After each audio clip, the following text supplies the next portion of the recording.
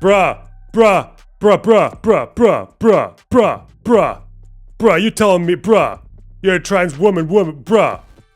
Bruh, look at this fucking fox! He is engaging with things like making fun of Hasan, including pushing the insane shock collar conspiracy theory. Like, that's kind of my litmus test for if somebody actually has legitimate criticisms of Hasan, is if they believe in— You mean the conspiracy theory where Hasan was blaming Israel for the amount of fucking negative attention he was getting for electrocuting his dog and then lying about it? But I can't have these fucking communities that spent so long fucking berating the Democrats and saying that they were going to be just as bad, or that all they do is kowtow to Republicans, all this fucking stupid shit, ignoring every single achievement that they made because it's not sexy enough for their middle class fucking spoiled, rotten, fucking sheltered existence, that they don't have to experience any of the differences between these two groups and these two parties.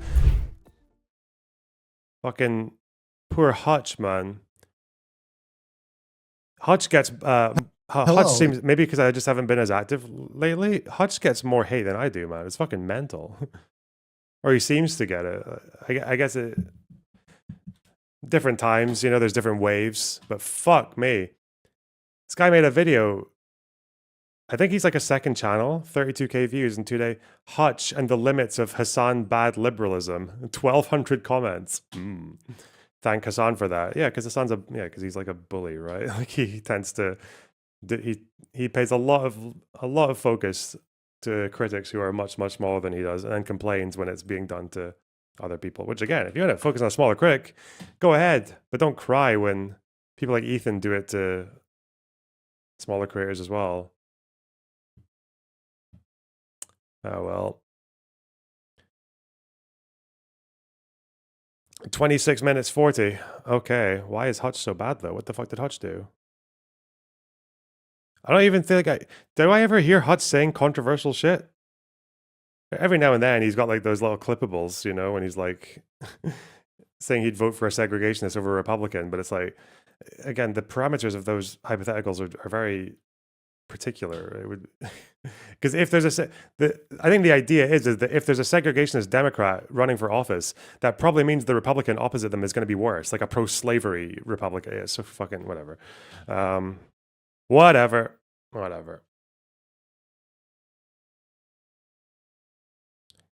This person, I'm hoping has lots of theory. If you look like this, you're not allowed to look like this unless you have read all the theory, or almost all the theory, and probably written some theory as well. We'll see. It's me, John Politics, here to talk about politics in the politics zone. Normally, I don't talk about politics on the main channel, but you know what? We're spiced it up today. Every now and then I get asked to like debate on something, and I say no, because what a fucking waste of time, eh? Defending your positions to people who might be able to hold you to account on the spot? No way. Fuck that. Never say yes, because it is entirely pointless. Whether it be the absolutely awful Jubilee videos or more personal one-on-one debates from political streamers who definitely aren't just trying to inflate their egos, debate and discussion on the internet has felt increasingly more pointless over time. However, I think a lot of the real problem for this is that many people who kind of grow up and evolve on the internet kind of come to see as this sort of rabid, warlike engagement as a means of engaging with politics in a legitimate way. I'm talking about this now because a little while ago I discovered that the game YouTuber Hutch, as in like the guy who did prop hunt videos with sea nanners and folk like a decade ago, real blast from the past, has now kind of shifted almost entirely to being a political content streamer. Credit where credit is due, like I want to give him props for willing to make such a dramatic change to the kind of content that he makes, particularly if he doesn't enjoy doing games anymore. That legitimately takes balls to do in the absolute hellscape that is content creation, and particularly with a noble goal of wanting to educate people and make a better world for the people who inhabit it. Like, genuinely, that is a noble goal. However, as somebody who kind of also grew— That's like saying but with more syllables.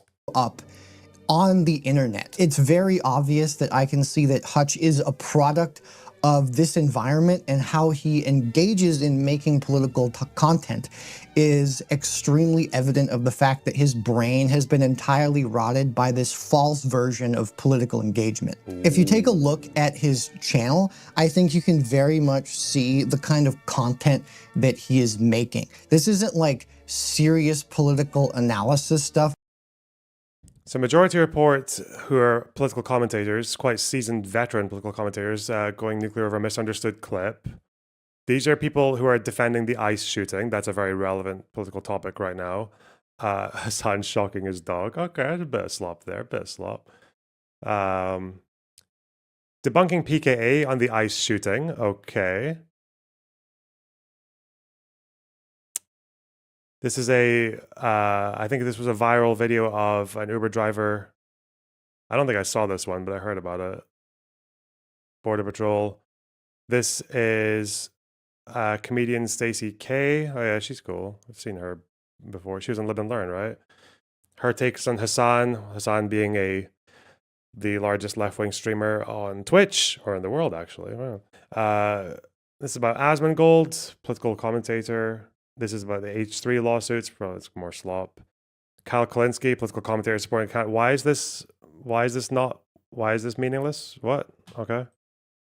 This is he's probably going to tell us why, right? We're going to get the theory. We're going to get a very academic explanation to why this is gay. Right? Political content in the most intense word of content. He is engaging with things like making fun of Hasan, including pushing the insane shock collar conspiracy theory. Like, that's kind of my litmus test for if somebody actually has legitimate criticisms of Hasan, is if they believe in— You mean the conspiracy theory where Hasan was blaming Israel for the amount of fucking negative attention he was getting for electrocuting his dog, and then lying about it, and then trying to show us his fucking collar that he had taped up, and it was very obviously taped up, that you could very easily see from a screen grab of him doing it. Okay. Yeah, this is what they do. This is like their defense mechanism. They just write off the conspiracy theory. Yeah. I don't even know how that works. It's not conspiracy theory. Okay, sure. Just absolute batshit shock collar gate thing that happened. Hasan. There's so much anti-Hasan stuff in here. Now I get it. Everybody has to play the thumbnail game on YouTube. Everybody has to do the clickbait thing.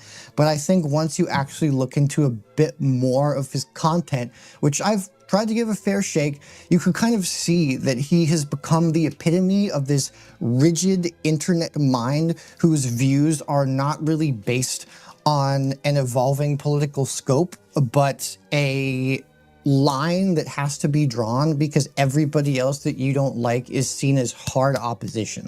Don't get me wrong here. It is entirely reasonable to see things as hard opposition, but it isn't just about seeing people as hard opposition. It's about Hutch fundamentally not having the contextual understanding of the things that he's talking about to be able to give legitimate critique. It doesn't really— so Hutch is rigid. There's no evolving political thought or dialogue happening on his streams. He and he doesn't engage in meaningful critique of people he disagrees with. Okay, we're gonna see the examples, right? Oh wait, this is the Stacey person. I remember now. I remember. Incidentally, she went viral on Twitter, or not viral, quasi, for shitting on Hasan. How did this start again? Mamdani endorsing Kathy, I don't know how you pronounce this, Hochul? I honestly, yeah, because she was saying that she was taking Mamdani's side against a critique from Hasan. I honestly think Zohran Mamdani is better at politics than Hasan. I respect how much you ride for the regime. Zohran Mamdani, the regime now, dude. The Hochul. Okay. If the Democratic Party was a communist, you'd be a communist, maybe one day. The Zohran Mamdani regime. Okay. Shit. Damn. You were the chosen one. Fucking Zohran Mamdani makes one decision, he becomes the fucking regime. Okay. Yeah, actually, I would defend an elected communist over unfair criticism from streamers, which is kind of what I'm currently doing. Precisely my what the yeah. This didn't make any sense to me. What the fuck is he? What is he doing, man? Is he? What the fuck is he doing? Is this flirting? Is he just retarded? Like, what's going on? It's like the most desperately shoehorned fucking hammer and sickle meme. I know that you haven't used to having had a Discord server once full of communists, like they will put that fucking hammer and sickle everywhere. They will find any excuse to put a hammer and sickle. But it's so what the fuck, man? What's he saying? I don't think he understood what was happening. I don't think he does, man. I don't think he. I mean, that's generally the case, but this is like extra not understanding what's happening. Getting dunked on by Hasan for defending Zohran.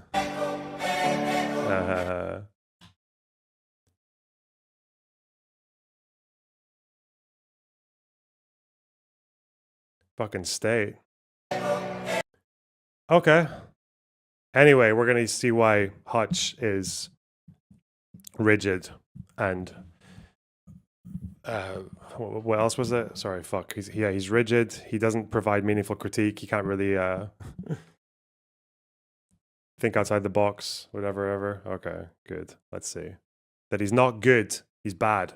Take long to notice that a lot of the content that he makes for people who are unfortunately online and recognize a lot of the people in these thumbnails is almost entirely targeted at this idea of the far left. They just need their villain. Like, they need to be the heroes of the story, the downtrodden, the cheated. It plays into this kind of other narrative of, like, you know, the noble kind of victim, the noble kind of like victimhood.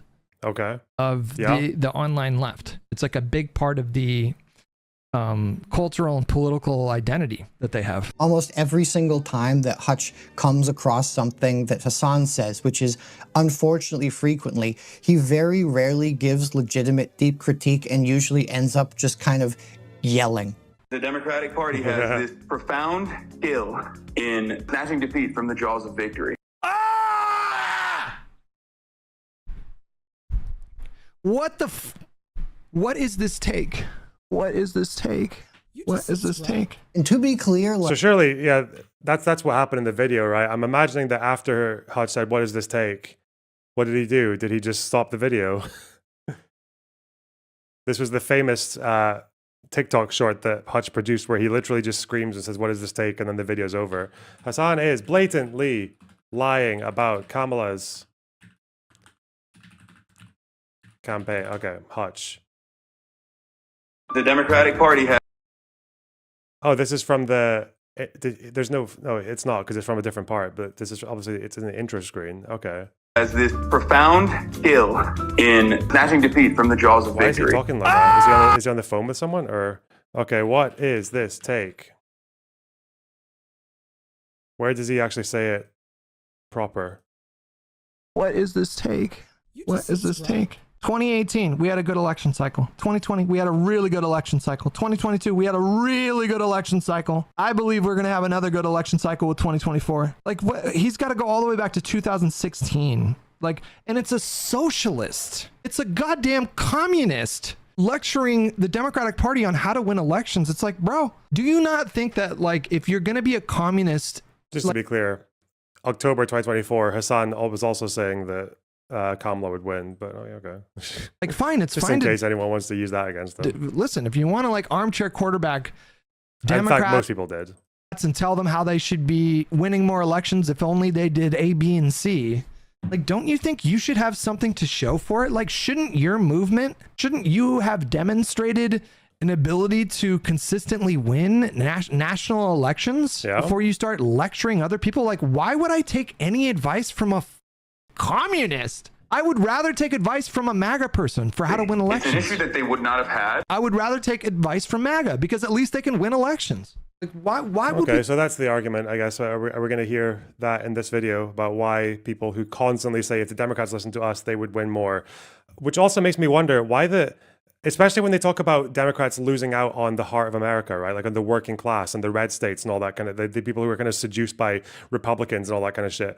I was like, I do wonder sometimes. It's like, why do you guys never demonstrate that? Like, why don't you actually run a candidate and show that they can win? Whereas they do have examples, right? You got Ilhan Omar, AOC, Mamdani, but it's like at the end of the day, Mamdani winning in the bluest of blue cities for the mayor when his opponent is a disgraced sex pest retard fucking Cuomo who runs as an independent and gets backed by Trump. Okay, well done. But why are we not seeing...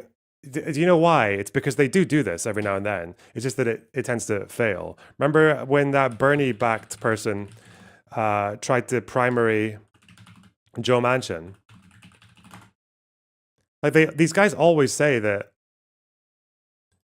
they've got the keys to the working class, but whenever they go to these working class communities and places where Democrats or like blue Democrats typically struggle, they fail. Who was the I can't even remember their name. Who's the person that Bernie supported?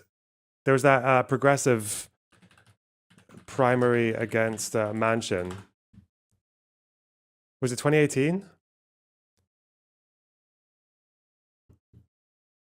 It was it Paula Jean Swearingen, or whatever the fuck her name was? Yeah.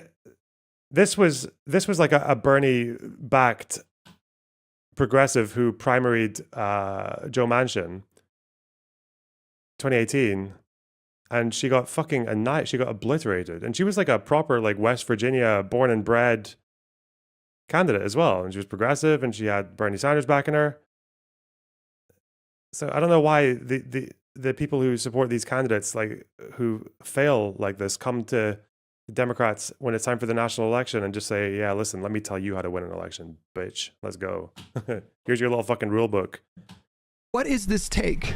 What is this take? What is this take? And to be clear, like, I don't have extremely strong opinions on Hasan one way or another. He said some dumb shit, but I will say, to echo the sentiment that FD Signifier said recently on one of his live stream videos, y'all never gonna get me to dislike Hasan based off content. Because I've engaged with Hasan on real shit on numerous occasions, and he puts his money where his mouth is. He comes through in a way that I don't expect, and I know a lot of white creators, and I love a lot of them. I would call Hasan first. Content-wise, this guy's such a fucking tool, man. Whatever, Okay. Hasan shows the fuck up, and that is what matters. I've been reading a really good book called Don't Talk About Politics, which talks about stuff like this in particular, about how a lot of social media, as well as the broader political sphere, has kind of become this big warlike zone in which people do not view people as people. They view them as opposition. To quote the book, the emphasis is not on convincing others, but on beating them by proving the other side wrong definitively, vanquishing them with a counter-argument showing, with great force, it's not just your views are better, but why theirs are also wrong.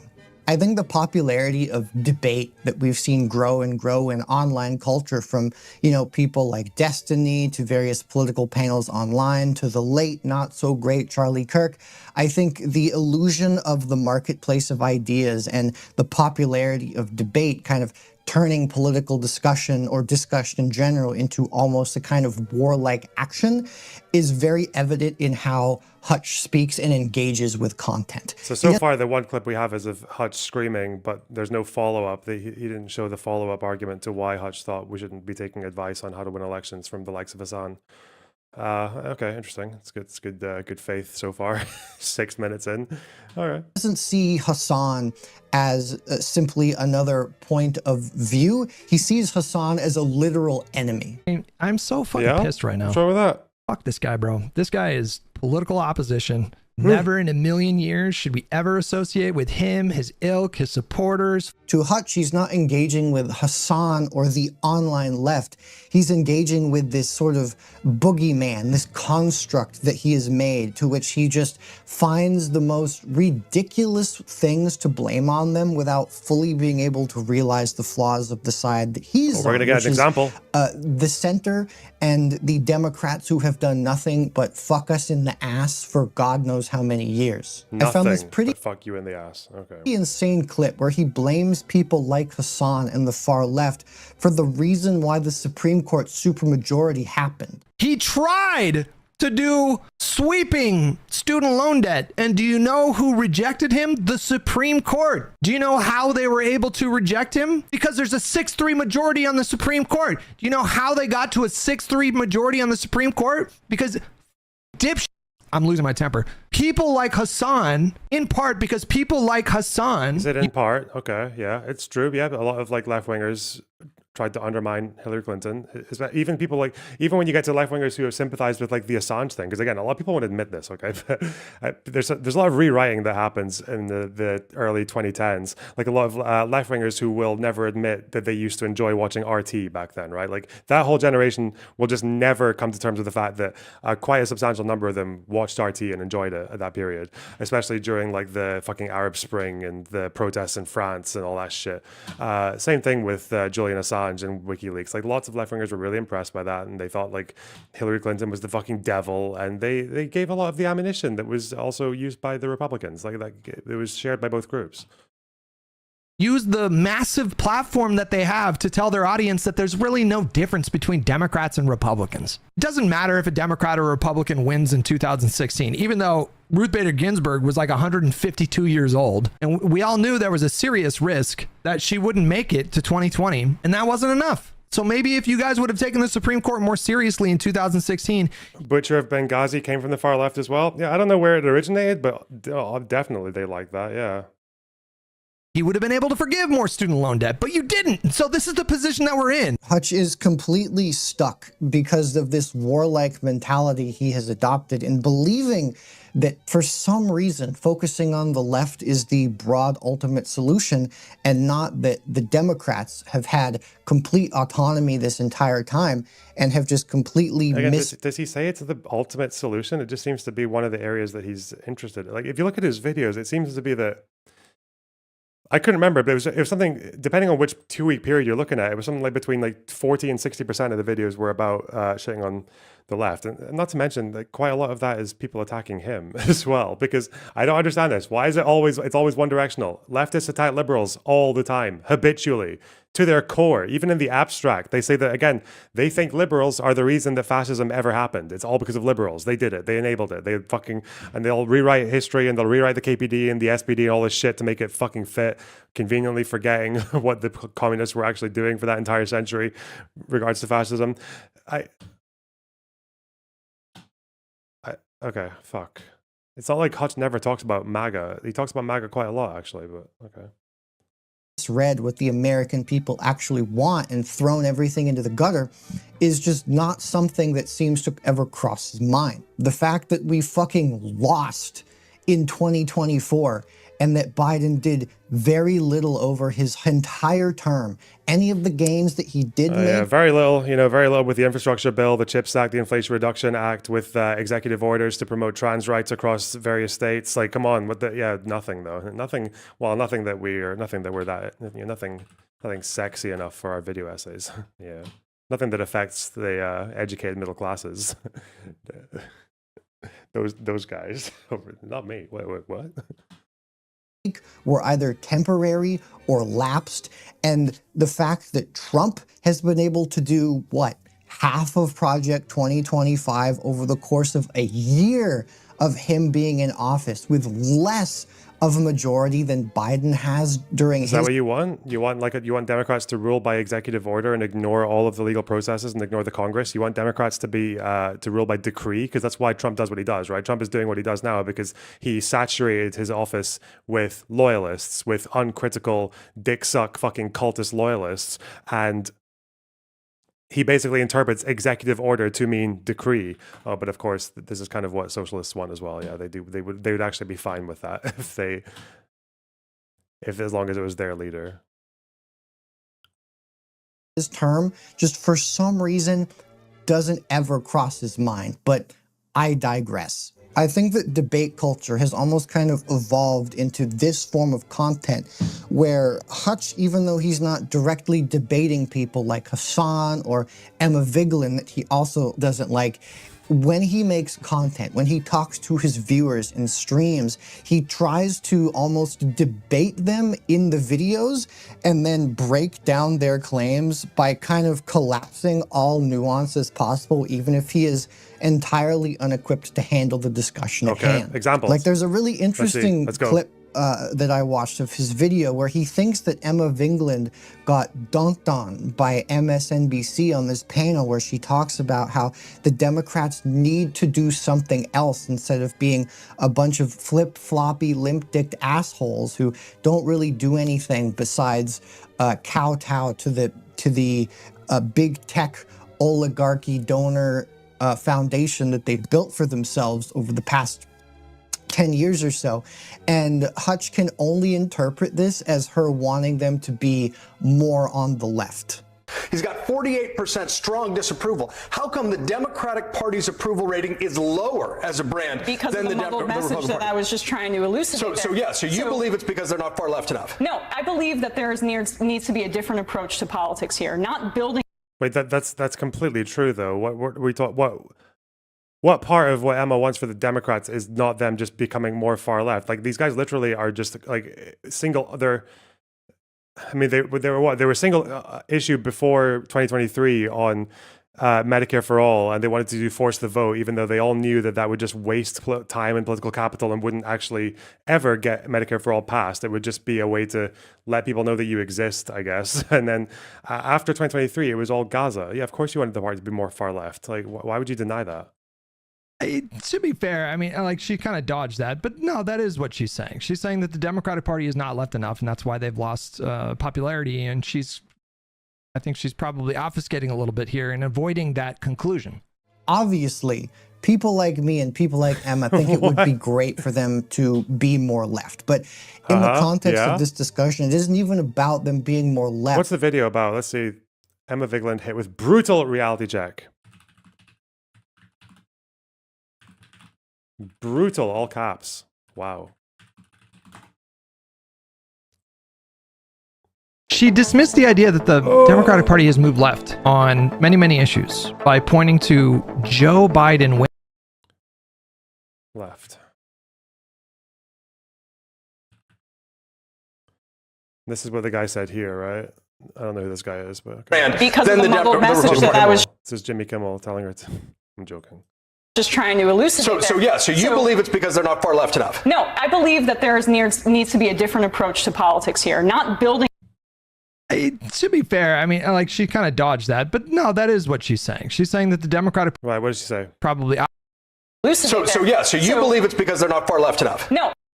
I mean, yes. Let's be honest. Oh, come on, don't do it twice, Hutch. What the fuck? Not building a tent and saying a more left. There needs to be a different approach to politics here, not building a tent and saying a more left-wing approach is what she means. I feel like she just dodged that, right? We don't necessarily stand for anything, including Ezra advocating for saying that we should run anti-abortion Democrats in red states. So let's throw trans people under the bus. Let's throw women under the bus. Let's just do anything except if you want.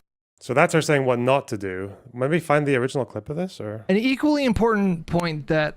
Because it's Ezra uploaded by made in his Emma. conversation with Ta-Nehisi Coates, and I think this is really important, is how are we serving trans people if we're out of power? She's saying we're going to throw trans people under the bus, but I take Ezra Klein's strategy to mean very much the opposite, because you can't do anything to prevent the Republicans from passing anti-trans bills if you're out of power. You can't pass bills that expand protections for trans people if you're out of power.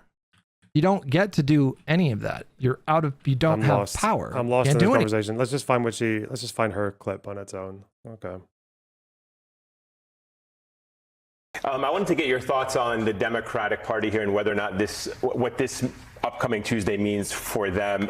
Ezra Klein recently wrote for the New York Times that over the past 15 years, the Democratic Party has made room on its left and closed down on its right. For all the talk of what the Democratic Party should learn from Bernie Sanders and Zohran Mamdani, there should be at least as much talk of what they should learn from Manchin or Golden or Marie Perez or Sarah McBride. The party should be seeking more, not less, internal disagreement. Do you agree with that stance? No. I mean, I don't know what reality Ezra Klein is living in. That the fact that the Democratic Party has tacked to its left in what universe? Yeah. The coalescing around Joe Biden in the 2020 primary, the besmirching of Bernie Sanders supporters, the eschewing of that movement in 2016, and even in this current moment.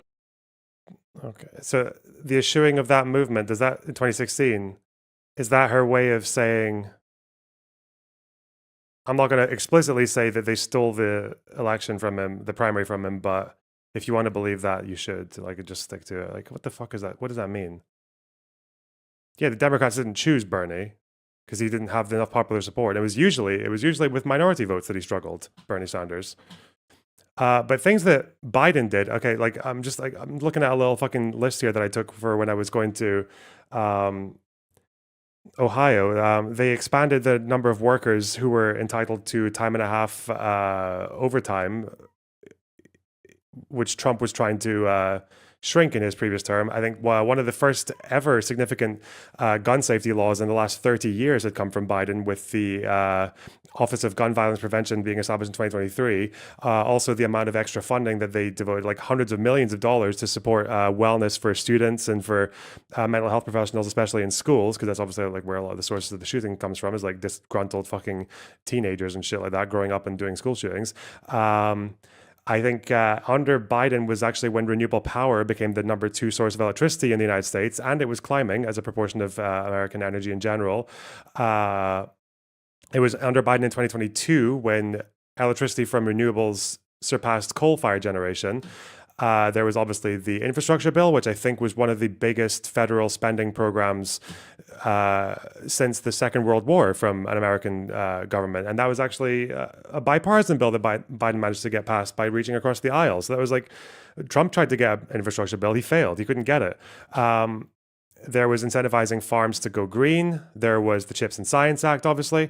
There was the expansion and introduction of telehealth, which made medication more accessible for people needing things like Adderall, or even for it affected gender-affirming care as well.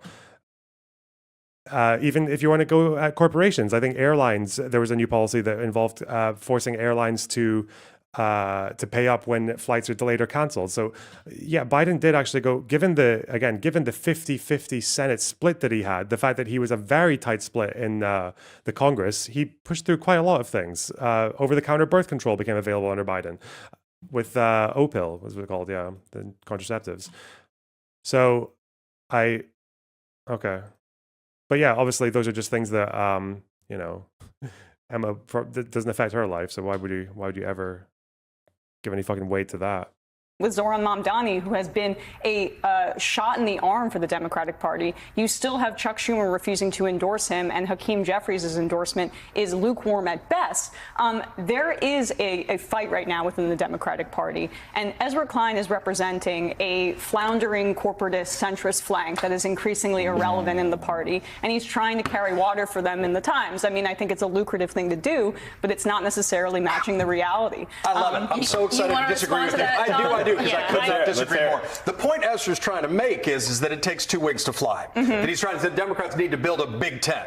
And he's not saying you got to choose between Zohran Mamdani and Bernie Sanders and the centrist wing. He's saying Democrats need to compete in more places. You raised a stat earlier that I think is the key one. Why, when Donald Trump's numbers are plummeting among independent voters, he's got 48% strong disapproval. How come the Democratic Party's approval rating is lower as a brand because than of the muddled message Republican that Party? I was just trying to elucidate. So you believe it's because they're not far left enough? No, I believe that there needs to be a different approach to politics here. Not building a tent and saying we don't necessarily stand for anything, including Ezra advocating for saying that we shouldn't. Big tent doesn't necessarily mean you don't stand for anything, though. Big tent just means that if we're in very blue areas like New York, it's probably makes sense to run someone like Mamdani, but it's not going to make as much sense in places like where fucking Spanberger and Cheryl were running. And definitely not in places where the likes who are supported by Bernie Sanders and everyone else would get fuck all, like in West Virginia, you know, like where you might even need someone like Manchin. Where do we draw the line? If you're better than the Republican, be better than the Republican and support the Democratic Party and vote with them on most issues. That's usually okay. What the fuck? Is that so much to ask? America's a big country. It's fucking huge. Have you seen it? Should run anti-abortion Democrats in red states. So let's throw trans people under the bus. Let's throw women under the bus. Let's just do anything except reorienting. The thing is, like, Ezra Klein is a fucking, like, that. I don't know why he said that thing he said about abortion. That's one of the issues. Because my understanding is that even in purple states, like, Democrats still champion abortion. Wasn't Kansas one of the states that they managed to protect abortion from the repealing of Roe v. Wade through the state legislature? Don't Georgia Democrats support abortion? Like, come on. Yeah, fuck. What a stupid example, Ezra. Fuck. I'm sorry. So you want to see territory, though? No, I think he's talking about being practical and trying yes, to and trying to expand the map. That's what needs to happen here. Is if Democrats are going, how do you expand the map? Is you win in Ohio and you win in Pennsylvania and you win in West Virginia. As much as Democrats hate Joe Manchin, he was the only Democrat who could win statewide office. I'm sorry, but Joe Manchin helped kill the child tax credit, which is the reason the Democrats are lagging behind in affordability right now. But would it have been better if there were a Republican? Yeah, sure. Okay, yeah. So they should give West Virginia to a Republican, is what you're saying, right? Because Joe Manchin, who voted alongside Biden on like 90% of fucking 90% of the time. So what are you saying there? What are you saying? Should they have given it to a Republican? It's good to just fuck West Virginia and give it to a Republican, right? Get in that seat? If Manchin helped kill the child tax credit, which is the reason the Democrats are lagging behind in affordability. Is that true? I can find the exact number, but there is a number, there's a percentage of the amount of times. How often did Manchin vote alongside Biden? Was it 90 or it might have been a bit less, but it was definitely the majority. It was a big majority, if I remember correctly.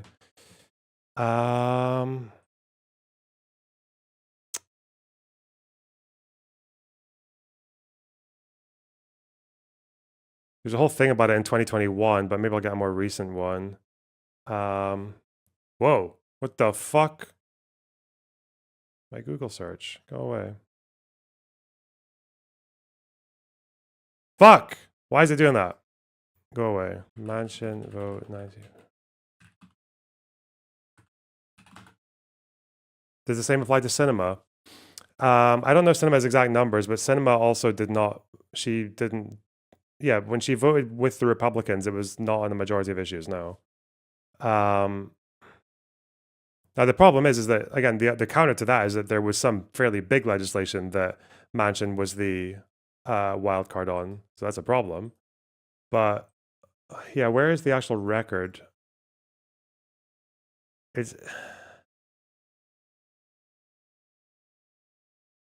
interesting because Republicans use this against them as well.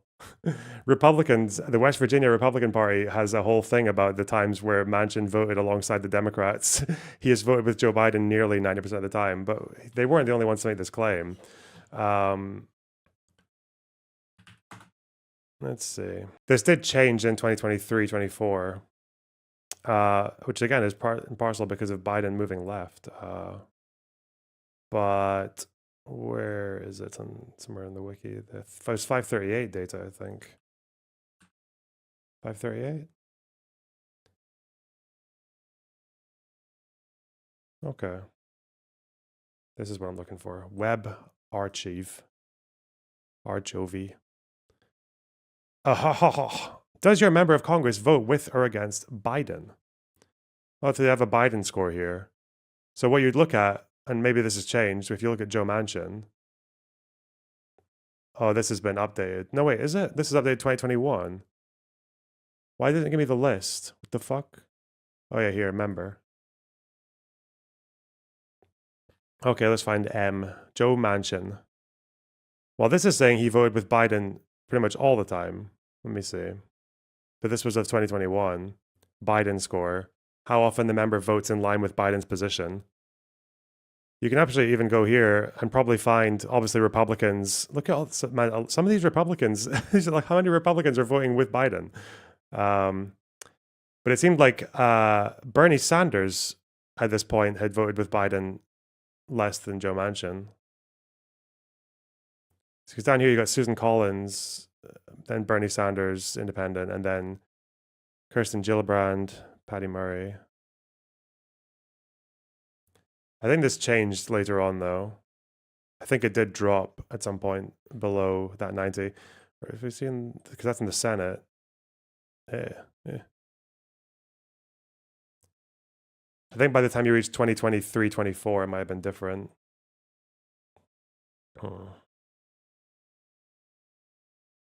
Where does it say for 23, 24? But again, by the time you reach 23, 24, that's when Manchin's already saying he's not going to seek re-election. So it's kind of fucked there.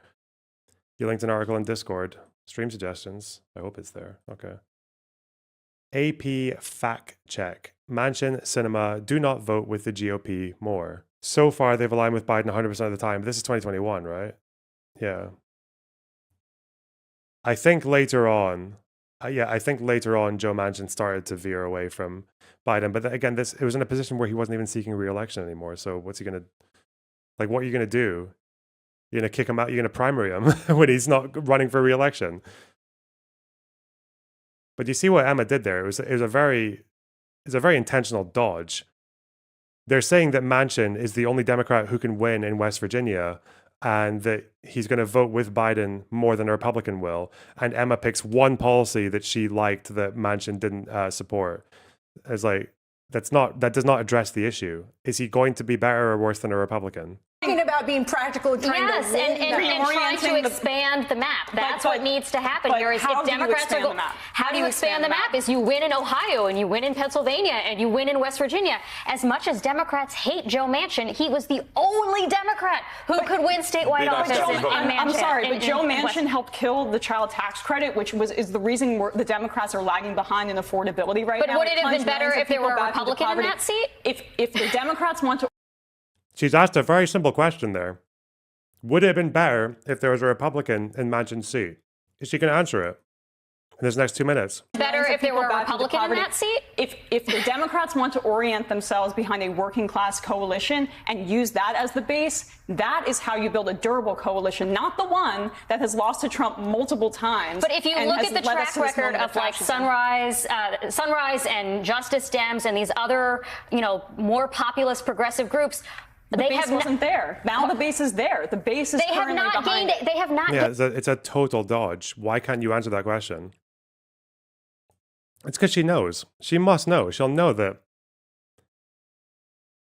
She probably, I don't know what she was commentating at that time when they tried to run the progressive against Manchin, but she probably remembers it well enough how badly she lost.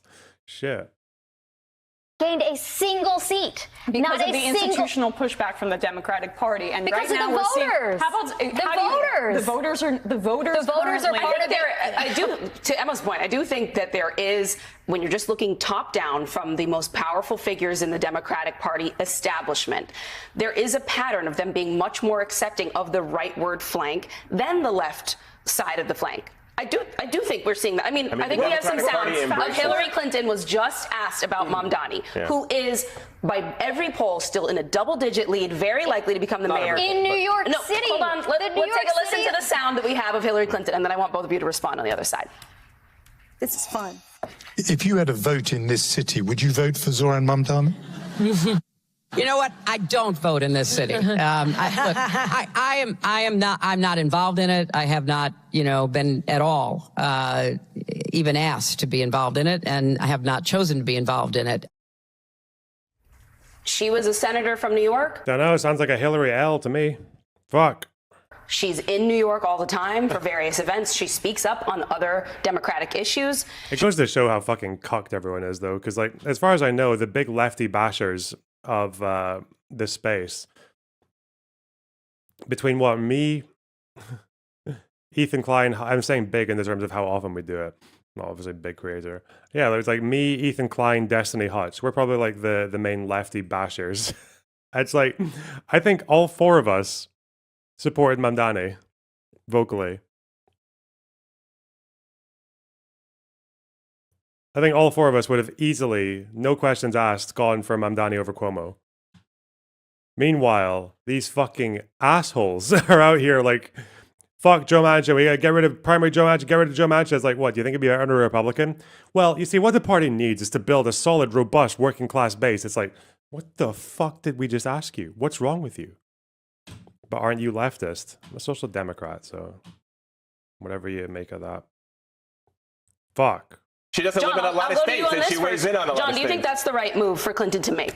I think she's telling the truth about what she's punting because she doesn't support Zohran Mamdani's policies. Look, there's been a long struggle over, go back to 1977, I'll just go nerd out, Moynihan versus Bella Abzug. There are deep divisions inside the Democratic Party that get played out. There are good principled fights over policy. Those are legitimate fights and disagreements. And for a lot of folks, a member of the DSA who's never held a job or never had an executive experience. Assemblyman's a job. Not a job in the private sector. You're right. I don't care about that, though. He has had a job. That's the problem. Right. It's worth caring about whether someone's ever had a job in the private sector. It's worth caring about whether they've had an executive experience. He's enormously talented. He's very compelling. So you don't identify as a socialist anymore? No, not for a while. No. Ugh. It's all right. My bad. All right, that was a nice little pivot. Okay. And I think she's probably obfuscating a little bit here and avoiding that conclusion. Obviously, people like me and people like Emma think it would be great for them to be more left. But in the context of this discussion, it isn't even about them being more left. It's about them having any balls to do any of the stuff that they legitimately said that they were going to do in the first place. Like, they gave up on $15 minimum wage. They did nothing to address affordability. Once again, they're in the process of throwing trans people under the bus. Like, I just genuinely don't know how you can look at the fact that Trump won and so many people neglected to not vote and see that as an issue of the far left not sucking off the Democrats enough, but instead that the Democrats... No one wants you to suck them off. Just support the party. There's two parties that can win. That's the system that's what you're dealt with. You can complain, you can try to change it, you can try to add more parties. There were two parties that could win. One of them was a fascist. Just support the one that's not fascist. It's not that difficult. Like, just have lost the faith of the public because they're endlessly trying to push this garbage centrism that nobody actually wants. To speak on the trans thing for a little bit as well, there's another video that... Where do these guys get this idea that the Democrats threw trans people under the bus? I'm not really getting where that came from. I know Biden had the executive order for trans rights. You can find that. Biden executive order, which has been undone by Trump by now, by the way. Trans rights. He actually signed quite a few of them. Several. This was... aimed at curbing the anti-trans legislation. Remember this with the Republicans? They kept on trying to push all this fucking legislation, making it harder for people to get access to trans healthcare and taking it out of Medicaid and all this kind of stuff. So Biden had an executive order that was pushing federal departments to counter these bills and also to clamp down on conversion therapy, especially at a state level. Biden's executive order, which comes during the Pride Month, asks the federal health and education departments to expand access to gender-affirming medical care and find new ways to counter a flurry of bills passed in the U.S. states by conservative lawmakers this year that ban these treatments for transgender youth. Wednesday's order asks federal agencies to ensure that federally funded programs do not offer conversion therapy, which tries to force LGBTQ+ youth to change their sexual orientation, and the Federal Trade Commission to consider policing such practices that seek to change a patient's sexual orientation or gender identity as deceptive business. A study backed by the Trevor Project, this is the anti-suicide group, found that approximately $650 million is spent on conversion practices annually, including payments from insurance companies and Medicaid, the federally funded healthcare program for lower income people. Yeah, there's quite a lot. He did quite a few of these, so okay. Fucking hell, man. Joe Biden. Oh boy. I watched where Hutch gets extremely mad at Hasan saying something along the lines of things wouldn't really be that much better for trans people under Kamala if she won, as opposed to Trump right now. Yeah, it's fucking retarded. It's such a stupid. If anyone paid any attention to all of the shit the Republicans were trying to do with regards to trans rights, even under Biden, actually, even when Biden was president, Republicans kept on desperately trying to use their states' rights, as much fucking liberty as they could, to try and clamp down on trans rights. And then Biden had to fight it with executive orders because, again, America's a big country. But then I remember distinctly when that happened, because aside from me getting fucking swamped by people who were calling me a trans genocide denier, that was brilliant. Were people who were blaming Biden for all this thing, all that was happening, saying he wasn't doing enough to stop it. Even though it's like, well, what can you?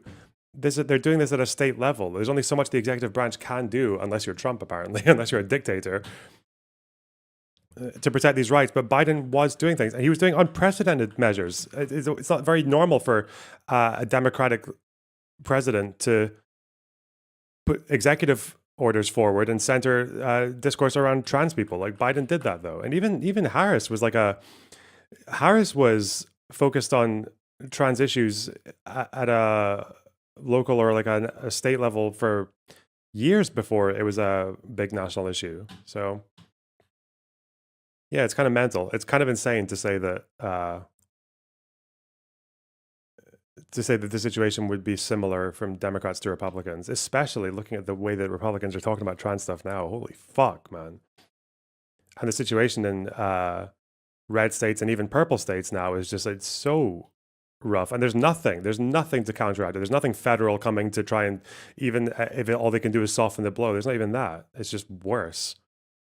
Now, he's going to tell you that, and by the way, this is a wrong statement that he's going to deliver, but don't you think things would be better for trans people right now if Kamala Harris, after making concessions about transphobia and leaning into anti-trans narratives, if she had won, don't you think things would be better? What is this? I remember this. What were we talking about here? What concessions to transphobia was Kamala Harris making? For trans people as opposed to right now. What an insane thing to say. That is crazy.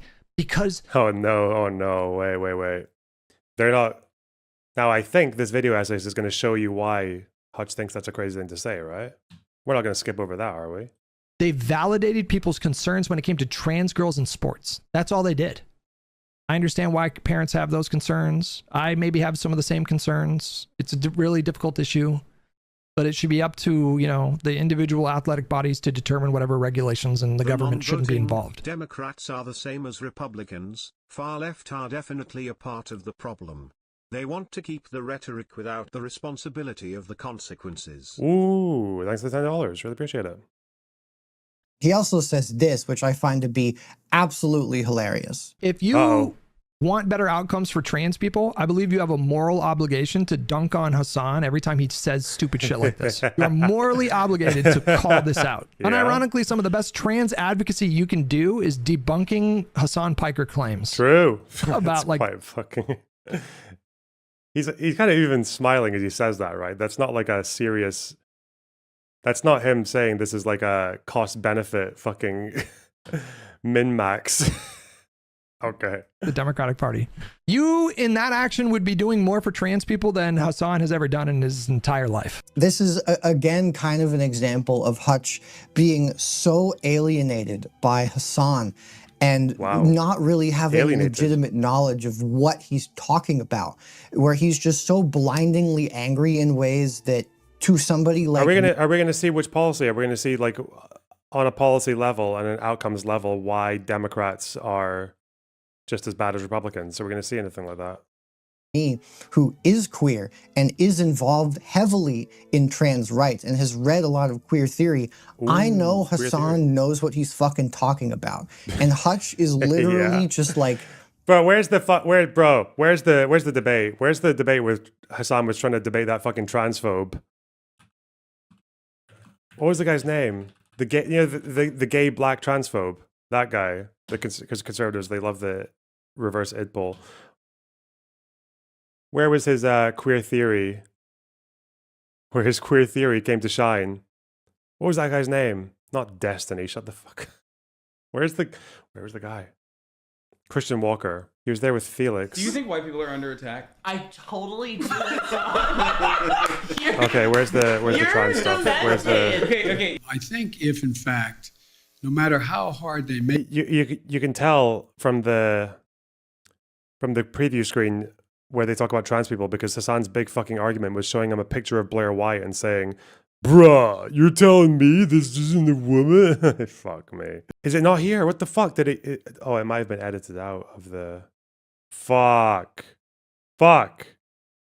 White people, homelessness. Did they talk for more than an hour? I guess they must have, because if he was at his house. Is it here? Destiny React. That feeds. Fuck. Into my point. This is what they were looking at. They were looking at pictures of feminine-looking trans people. Fuck. Where are they? Oh, is it here? Matt Walsh.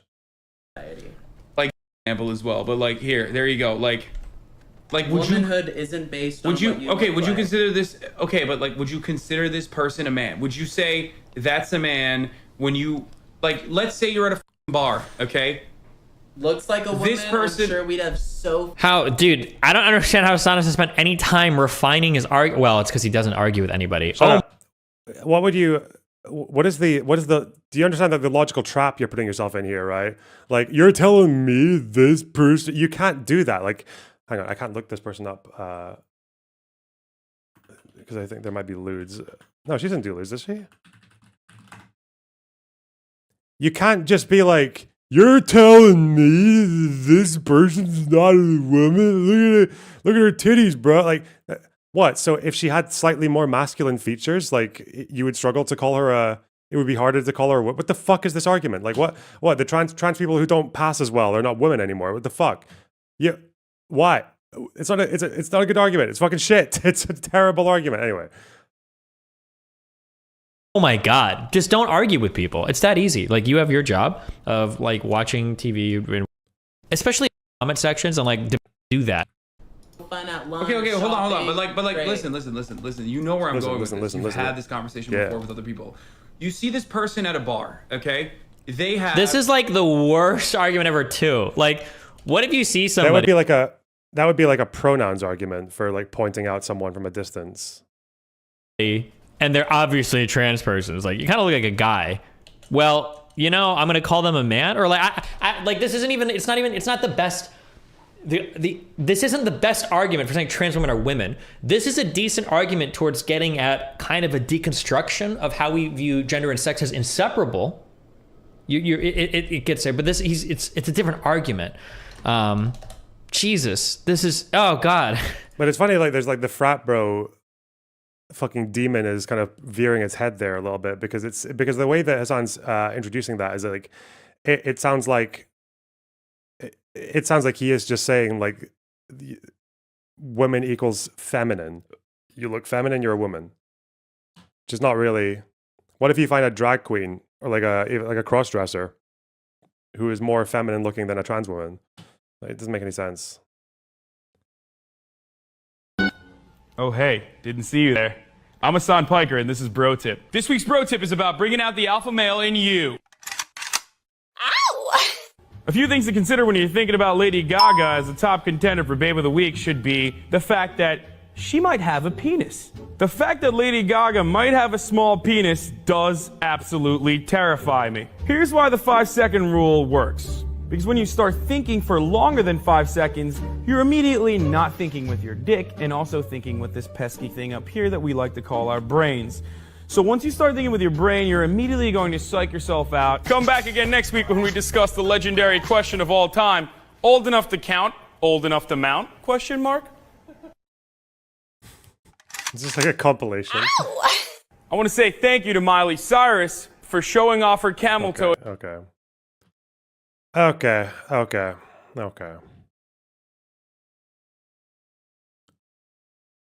So that's what queer theory does to motherfucker, apparently. Bruh, you're telling me this person's... That's what queer theory does to a motherfucker, okay? Before you read queer theory, you're like Hutch, you're thinking, oh, Kamala Harris probably better record on trans rights than Donald fucking Trump. But after queer theory, bruh, Bruh, you telling me, bruh, you're a trans woman, bruh. Bruh, look at this fucking fox, bruh. Tell me that's not a fucking woman, bruh. You're telling me this fucking fox isn't a fucking woman, bruh. Stay tuned for more queer theory, advanced lessons next week. LARPing being a trans activist right now. Any queer person with any reasonable amount of historical knowledge knows that even though, yes, the right absolutely hates us and wants us to basically burn in pits, the Democrats tolerate us and absolutely have a history of throwing us under the bus to kowtow whenever we need. For example, example, nice. Right now, with everything fucking Gavin Newsom is doing, everything that what is everything that Gavin Newsom is doing? What everything is he doing? The one thing I think is this. Please, it's not just the one time I think where he was it Charlie Kirk or he said something like in sports there's a fairness issue. Is that the everything he's doing? What else is he doing? Gavin, maybe I'm missing something. Gavin Newsom record on. Has he even legislated on trans rights? Or is it just the comment that he made? Well, it was this comment, wasn't it? It was because he said there's a fairness issue with the athletes thing. It's an issue of fairness with Charlie Kirk.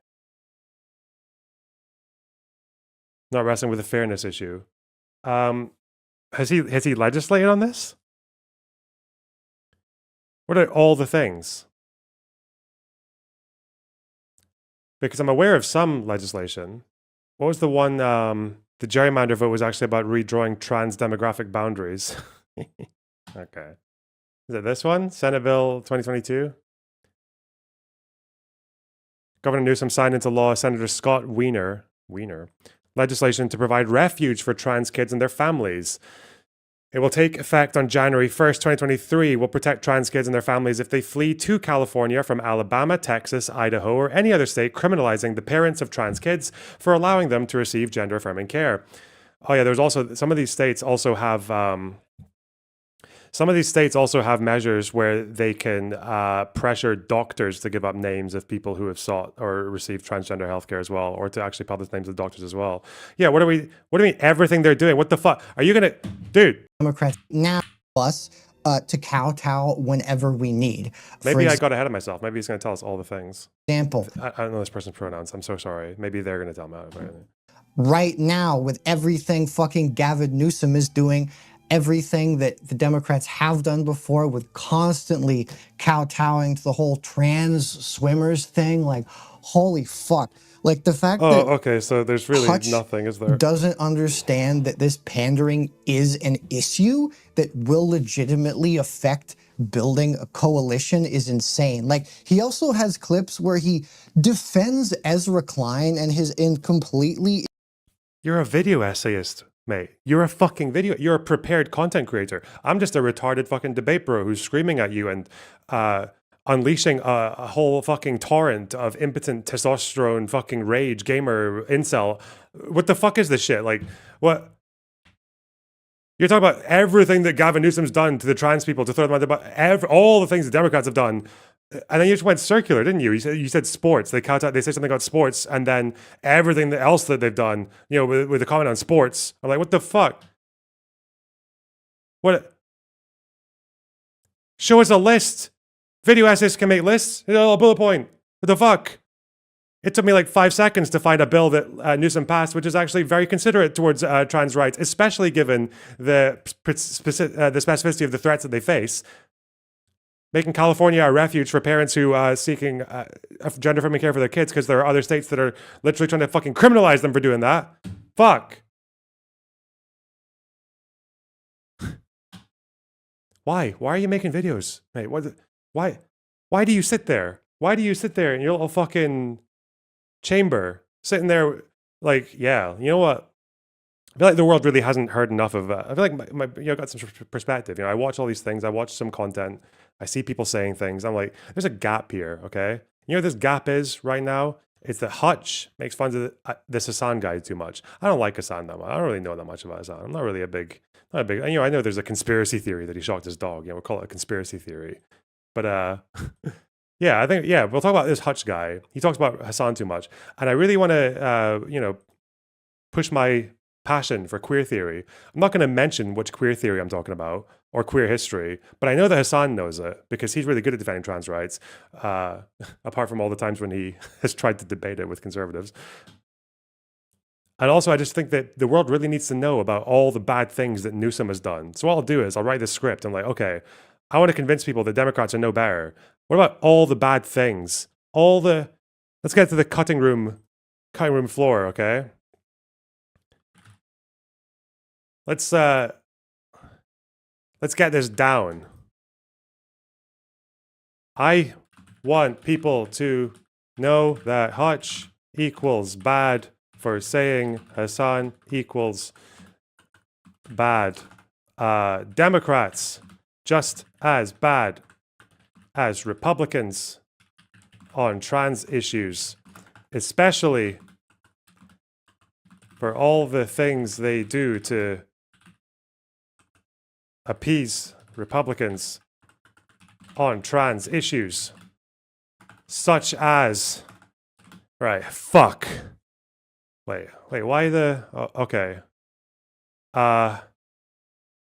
He said the thing about sports, the easily most contentious and justifiable debate that can be had around trans issues, the only one really.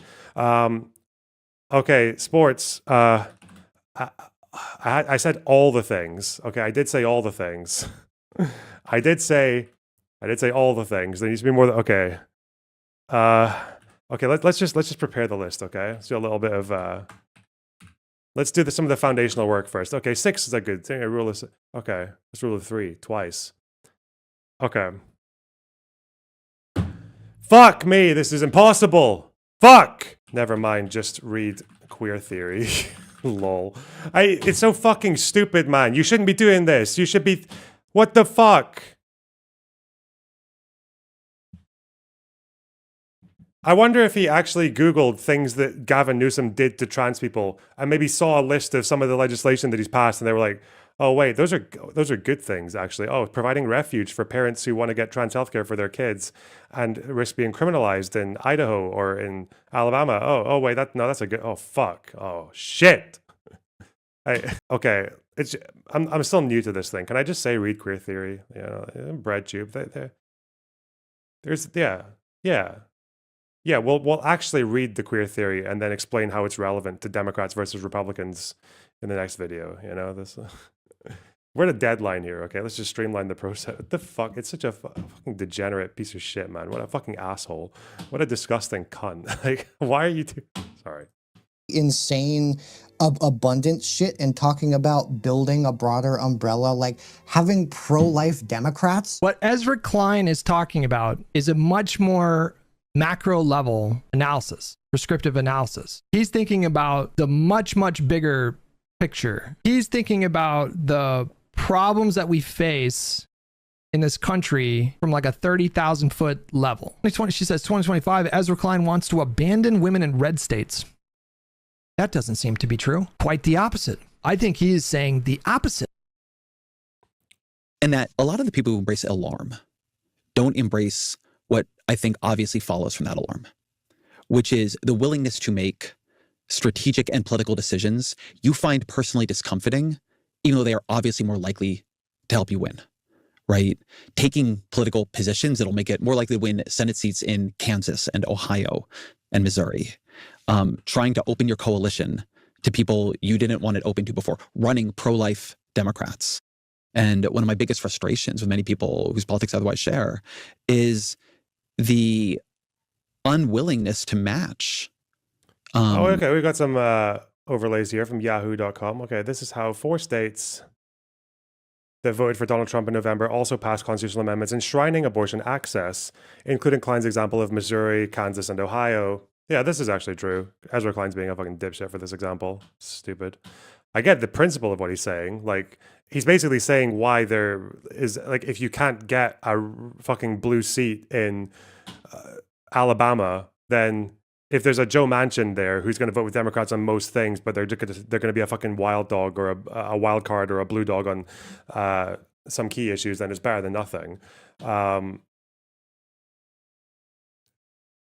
Because again, all you need to do is be better than Republicans, and that's not that hard right now. That's not that difficult. But okay, fine.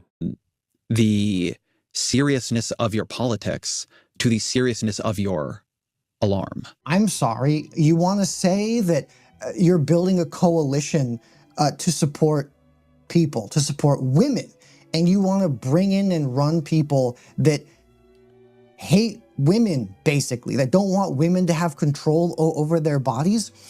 How can you say that that's any form of a coalition? How can you not understand that having people like that completely shatters your coalition? The only thing, the problem here is that if Ezra Klein had said about anything else, if he had said it about private, like people who like private healthcare Democrats or low taxes Democrats or fucking Zionist Democrats, they would have said the exact same shit. Oh, really? You're going to be a big tent? So that means you're going to infect your party with people who are pro-genocide? Like, it's, okay.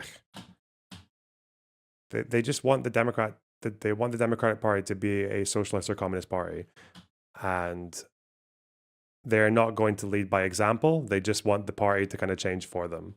They're not going to run their candidates in little states and show them that they can win over the working class better. They just want the Democrats to do it for them. Otherwise, they're going to get bullied on social media. Rip. Has gotten us to where we are right now. It's gotten us to the point that Trump is in office, that things are worse for trans people, that we are being tormented on this. Of course things are worse than trans people, you fucking idiot. Because Trump's in. What the fuck? Because there aren't enough Democrats in these states to stop him from doing what he's doing. And even when Republicans were pushing this shit in 2021, 22, 23, there was some efforts. There were efforts made to curb it or to provide alternatives for it or to provide sanctuary for people or to get the federal government to reverse some of the damage. But again, like the real answer to it is to get Democrats in these states. Shit. The street by fascists. Yeah, it's because they're different. It's completely ridiculous. It's not about Hasan. It's not about trans people. It's that Hutch hates Hasan. He hates leftism. Hey. This fantastical version of it.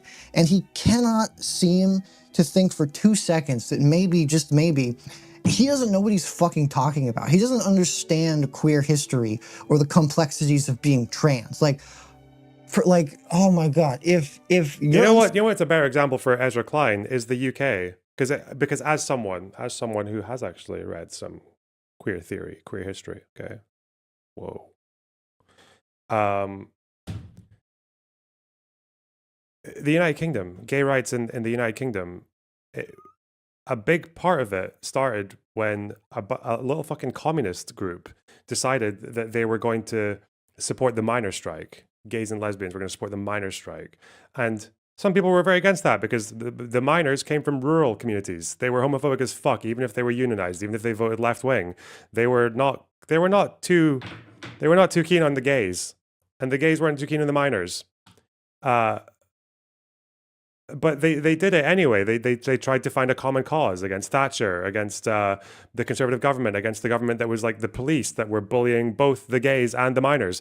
And there's a whole fucking film about it. I've spoken about this before. But when the Labour Party in the 80s introduced gay rights into their party program, eventually it was because of a block vote from the miners' unions, because of the support that they got from gays for their strike. That's a true story, right? There were a few people from there was like one Welsh town, there's like a Welsh mining town, where they were one of the only groups in the country that was actually willing to take support from a group of gay activists for their strike. And it became this fucking like nationwide thing. And the Pride rally led by mine workers. Not gonna, I don't know, Lorna, that sounds like effort. Yeah, it was. Never happened.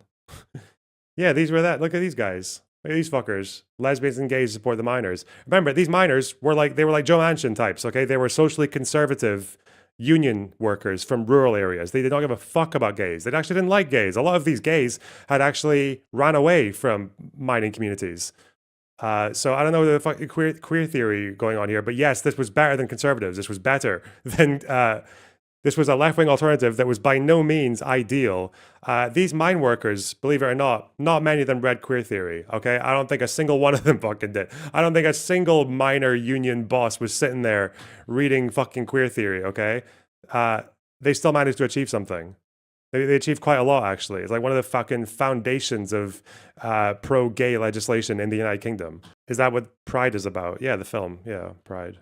I think this is about the film. Is this actually from the real event? Wait, what the fuck? Oh no. It's because I'm not logged into my YouTube. Oh no. Well, don't let me... Oh, they made a documentary. I never actually saw this. All Out Dancing in... Huh. The guy was, he was a communist, actually, Mark Ashton. He was like a proper... What the fuck is... Dude. All Out Dancing... Would I be able to find this? All Out Dancing in... All Out Dancing in... I've never seen this one. This was actually made by the... What do we got? Glad to be gay. Glad to be gay. You never Oh yeah, Pits and Perverts. That was because one of the tabloids saw that they were organizing together and made fun of them and called it Pits and Perverts. So they made it their fundraiser event in London. They called it the Pits and Perverts event. Lesbians and gays support the miners. I think the first time the group Lesbians and gays support the miners, you know, it had been built up as such a big thing within the support group because we didn't know what to expect. We didn't know what to expect. A bunch of weirdos then. These are the women who would have been supporting the miners' strike in Wales. They'd have been like rural country girls. And I think that was like the one area that actually was willing to receive the gay activists and to take their support. No one else wanted their money and shit. It isn't the way that you look, and it isn't the way that you talk. It isn't the things. She actually, yeah, one of them became a Labour MP. That you say or do. Her on the left, she became a Labour MP. Make me want you so. It isn't. Okay. And we're just still here. What did you think of lesbians and gay men before the strike? Well, before the strike, I don't like to say, but they have to take the strike for us to get more friendly and everything. Yeah, same with me. Oh, but last year, as you know, we've not had things easy. And it's only over the last year that we've come to know gay and lesbian people, you know, because their struggles, something similar to ours.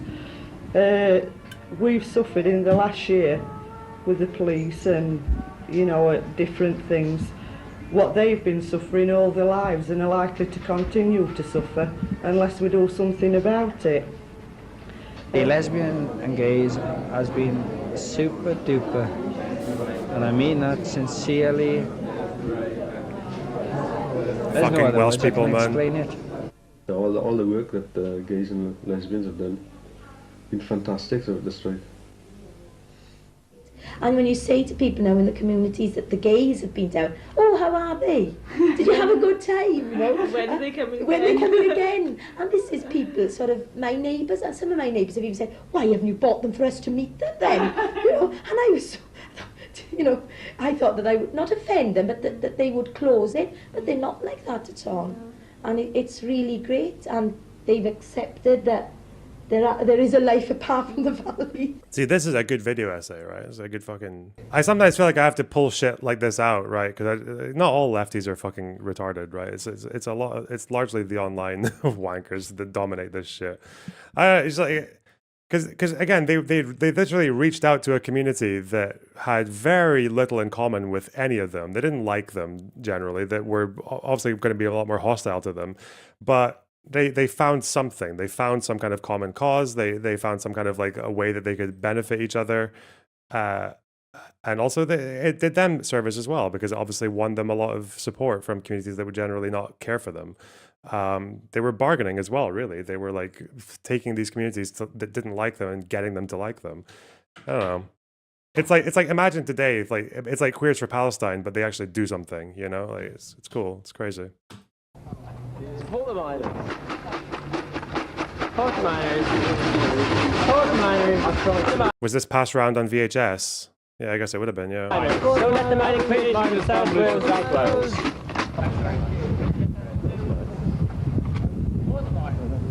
Thank you very much. It's quite interesting because like the film actually, because I've seen the film a few times. Like I've never seen this though, but it looks like they really replicate it quite well. Like a lot of the characters in the films look exactly like some of the people in this. Miners. Martin, can you tell us, when did you get involved in Lesbians and Gays Support the Miners group? Back in about July or August at the first meeting. I met a few people on the Gay Pride March and we decided to get together and organise a lesbian and gay group. Yeah. And so what sort of things, since you've joined that group, what kind of things have you been doing so that you give support to the miners? Well, I've been a member of the Lesbian and Gay Young Socialist group and we'd already been involved in sending money to Delice in South Wales. I think we sent about £40, not a lot, but at least it was a start. And I was involved in local minor support groups, but nothing specifically lesbian or gay until that Gay Pride March when we were out collecting and we raised about a couple of £100, I think. The group started off in July after Gay Pride so that one community could give solidarity to the other, right? It was really illogical. When you think about it, it's quite illogical. Oh, this is the guy who led it, I think, who came up with the idea, Mark Ashton. He died really young because he died of AIDS. He was one of the first people to get diagnosed with AIDS during the crisis. To actually say, HIV, yeah. well, I'm gay and I'm into defending the gay community, but I don't care about anything else. It's ludicrous. It's important that if you're defending communities, that you also defend all communities and not just one.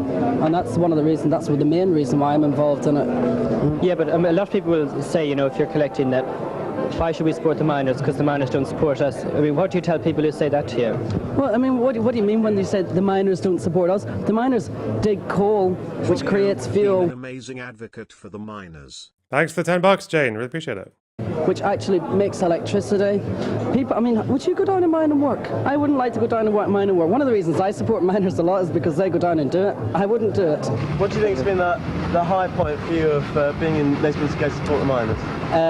Well, there's two things really. I think that the main thing was the trip to Delice, going down to meet the people who were collecting the money for, and that was super because, well, as you know, 30 of us went down and we stayed with the mining communities and their families and everything, and sort of people put themselves out to accommodate us, and well, it's just amazing the response we got, and the fact that that was in October, and the fact that that's still going on. Like, I'm still getting letters and writing to people who I stayed with, and other people I just met down there. I mean, it's really nice. One of the high points. One of the high points. What was the other one? Well, the other one was the benefit that we did for the miners in the electric ballroom, because the thing about that was that there was about 1,500 people in that place.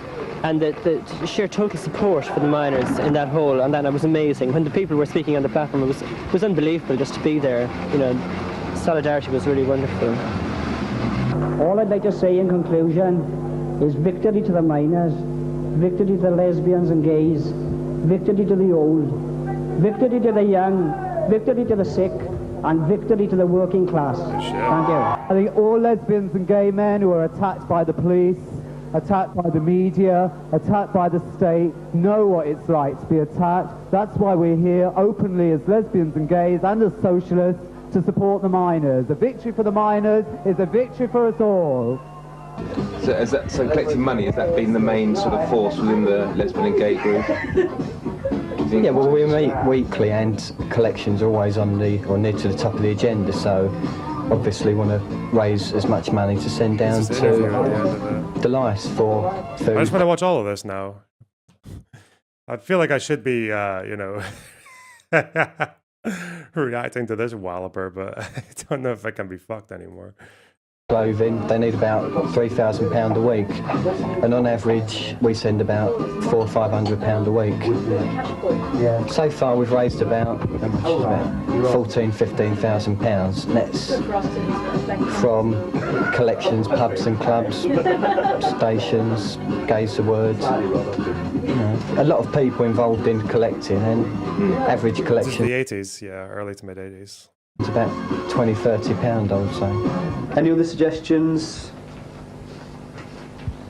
That's a bit better. It's about 16 collections. Okay, is that all on it? Oh yeah, right. The full total then is £345.85. The name of the group is? Right, we're Lesbians Against Pit Closures, which formed last November sometime, and we've made a connection with Rhodesia Women's Support Group, although we haven't visited yet. We're hoping to go up soon. Well, we do regular collections around lesbian pubs and clubs, and It's a good example, but is this common from socialist orgs or the exception? I mean, like, socialists will usually be happy to talk about intersectionality and to preach it, but the problem is that this whole thing about compromising with a group that doesn't generally have your best interests at heart, like minors in general didn't care that much for gay people. They just didn't give a fuck about them, or they didn't like them. They were hostile to them in these communities. Yeah, I don't think you'd see as much of. I think you would hear a lot of like, well, they don't like us. Like, what do they do for us? Also, the fact that, like, I guess they did have some common interest in the sense that they were both like leftists. Like the unionists were socially conservative, but they were still communists, that generally, or socialists. Like, they identified in that way. And the gay activists, I think Mark Ashton guy was a member of the Communist Party. It's just that they were like urban and rural, or like whatever. But the principle isn't actually all that different. Like, the idea of backing a Democrat who you don't see eye to eye with on absolutely everything, because they will make the effort to protect you from the worst of the worst, like with the Republicans, and just seeing that as like, no, he's too different. Like, if Gavin Newsom is too different from you ideologically as someone who claims to have queer rights in mind compared to the Republicans, then yeah, someone like that, I don't see why someone like that would have been supporting mining communities. It doesn't make any sense. We've planned a benefit for March the 6th, and we do collections outside supermarkets as well, and try and involve other people in what we're doing, as well as the sort of normal activities in colleges and workplaces that other people are involved in as well. What are you doing here? Well, we came along to this picket basically it's necessary to picket power stations to stop the supplies of coal. I don't know if this picket in itself is going to be that successful in doing that, but certainly is a focus for all the people that have supported the miners up and down the country. And do you support the miners? Yes, most definitely. And how do you support the miners? Basically by giving money. I've not been on any marches or anything like that. Well, I think it's really important that everybody in this country, particularly working people and anyone from minority groups like gay people and black people and all those sort of groups that tend to get really shoved aside under a Tory government, I mean they do anyway, not just under the Tory government but particularly under this government, really need to stick together, because this government is trying to break the miners because they're the strongest union. And if they can break the miners, then they can really clamp down on everybody else, and everybody else will have even less power than they had before. Vectored him to the miners and vectored it to socialism. What's that, Scottish dude? The fuck? Holy 80s.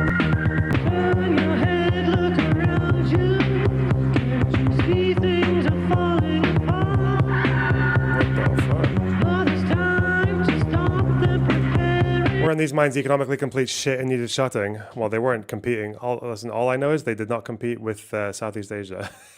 That's true. That's the irony of it. The miners lost. They lost their strike. They had to go back to work, and they didn't get what they were asking for. And then obviously the pits, they closed. Yeah. The gays didn't lose though. And even after the miners got defeated, it was after the miner strike ended that they led the Pride March in London. The gays got what they got what they wanted. Effectively, they got their gay rights enshrined into the Labour Party program, and obviously, you know, times have changed. So yeah. Children for war.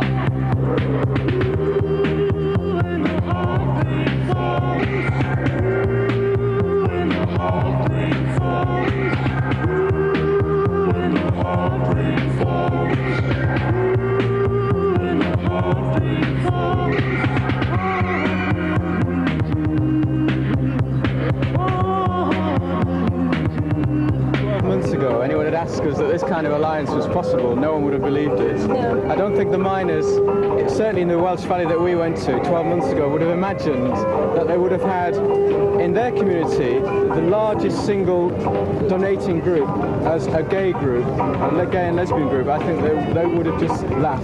And I think we would as well. I mean, to imagine that we would have been... Copyright. Apparently this is like a Vimeo upload, so don't think so. Anyway. Welcomed really so warmly. I mean, all the myths and all the barriers of prejudice were just broken down when we went down to the valley. It was really wonderful. Simple it made as. me feel quite moved by the possibilities, as Nigel said, about, you know, how you can break down those barriers and you can make alliances, you can unite and fight. It was really good. It's not just about defending the miners, it's about defending the right to organise. It's about defending defence organisations, which unions are. We've got a gay community, we need a good gay defence organisation. That's what CHE should be. The miners and workers in general need defence organisations, and that's what unions are. And what this strike is about Don't tell this guy about the Jews. smashing those defence organisations and smashing their unions, and I'm not going to stand up for that, because we're starting that and there's no stopping it.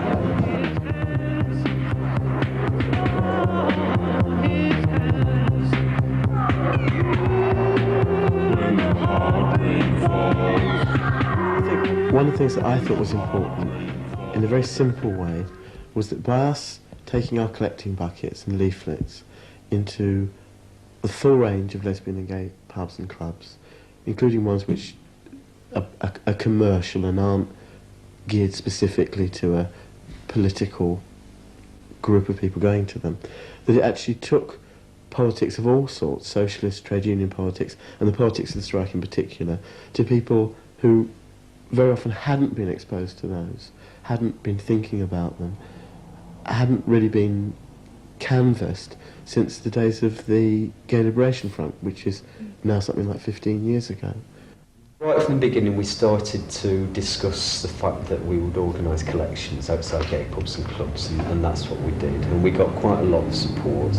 I mean, mainly from pubs like The Bell, which is a pub that is mainly used by young people and unemployed people, quite poorly paid young people, which is quite interesting. I think that it's a pub that attracts that sort of custom. I really fucking hate people that give me fucking kick links, because you can't scroll through it. You can't scroll through the kick links. Apparently Dan is reacting to being called the fucking on the ice list. Yeah, but I can't see it. I can't scroll. It takes too long. Sorry. Go away. Get out of here. That offers the more solid support to the miners. I think it's true to say that Lesbians and Gays Support the Miners brought socialism onto the agenda of sexual politics in the London lesbian and gay community. But at the same time, it took sexual politics onto the agenda of trade union politics. And the existence of the group consolidated a lot of the work that lesbians and gay men have been doing in the labour movement and in the trade union movement for years and years, and actually was a strong factor in the passing of the resolution on lesbian and gay rights at TUC conference last year in 1985. Since one of the things that Lesbians and Gays Supporting the Miners and the miners communities that have come into contact with them have learned is that perhaps firstly of the existence of each other's communities and of some of the common struggles between those communities, or in those communities, that it would be a great pity to see that dissolve. And so I think it's important that everybody remembers the lessons that they learned from looking at each other's lives and from how we deal with the problems that we have and how we fight back against the oppressions that we find, not just in the government, in the state, but also around us. After all, I mean, a lot of mining communities have found out what police harassment is for the first time, perhaps, and things like that, which gay people have known about for years. Lesbians and Gays Support the Miners came to our aid when we really, really needed help. And I mean, it was the best sort of help, because it was not only financial, we also gained something else. We gained an insight into a way of life, into other people's sexuality, into other people's problems. For years, lesbians and gay men have been telling us, you know, look at us, we're under attack, we're being threatened by the police. And we just turned our ears away, you know, we just switched off, and we may have felt sorry for a few minutes, and we didn't think about it again because we weren't partaking in these sort of acts of violence against gay men and lesbians. It was all right, it was happening somewhere else. So all of a sudden you were telling us, and people had been telling us, and then we were there, and we knew what it was like. We were next in line after lesbians and gays, black men, black women. There was another fair group that was anybody's for grabs, and that was the miners. And I mean, it's a horrifying position to be in. You cannot sympathise with an oppressed group until you've actually been a member of one.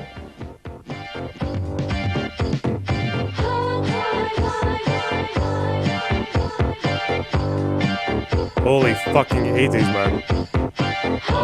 We stood. What is this accent? Welsh. It's very Welsh. You're all next in line. I don't know, man. It's just we got in this tangent because of this fucking nutter. The problem is that like this guy is going to be out here saying, "Oh yeah, first they came for the trans people," and I said, "Yeah, well, it would have been the same under Harris. Kamala Harris would have done the same thing." Fuck it. Fuck, kill me, man. Side by side with the miners, because the miners were fighting for the right to work and earn a living, to protect the futures of their children and their communities. The threat that there is right now to the miners is something that's reflected in the threat to people all over the country to do with unemployment, and that the miners provided a focus for people to come together and fight the curse of unemployment, and also to provide an alternative strategy to the dictates that we're receiving from central government at the moment. I think it's part of the struggle against this government and the rest of society, which is holy shit, I don't want to be an asshole, but she looks quite a bit like Rose West in this frame. Sorry. Anti-gay and anti-working class and anti-anybody wants to be an individual. And I just saw it as a really important part of that. And I wanted to work with lesbians because I wanted to, as I'm lesbian. What I'm going to say is what I've read as well, but I also feel it, is that because if we give them the support, when we're in trouble, they'll give us the support as well. I hope.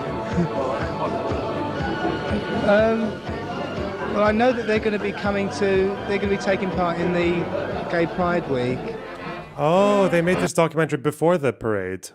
Huh. I guess they had no idea that like every fucking union branch in the country would turn up to this. I don't think it was planned for that. It wasn't planned for the miners to lead the strike, was it? To lead the rally, the march. I think they just had to because too many of them turned up. There were so many of them. Or no, he's saying it, but then they filmed it as well. Okay. Can you smile? Can you?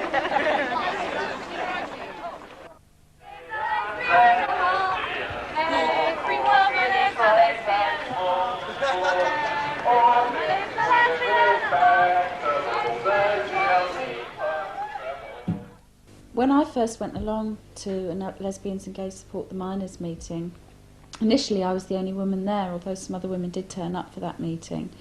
And what became clear was that the reason that not many women were involved in the group was partly because there was a core of men who were all actively involved in party politics and were all trying to push their party line and make that the line of the group. And that intimidated and bored a lot of women who weren't involved in politics in that way. So they stopped coming to meetings. So what some of the women in the group and I did was formed a separate lesbian group called Lesbians Against Pit Closures, which we saw as being part of the nationwide network of women that were working in the strike.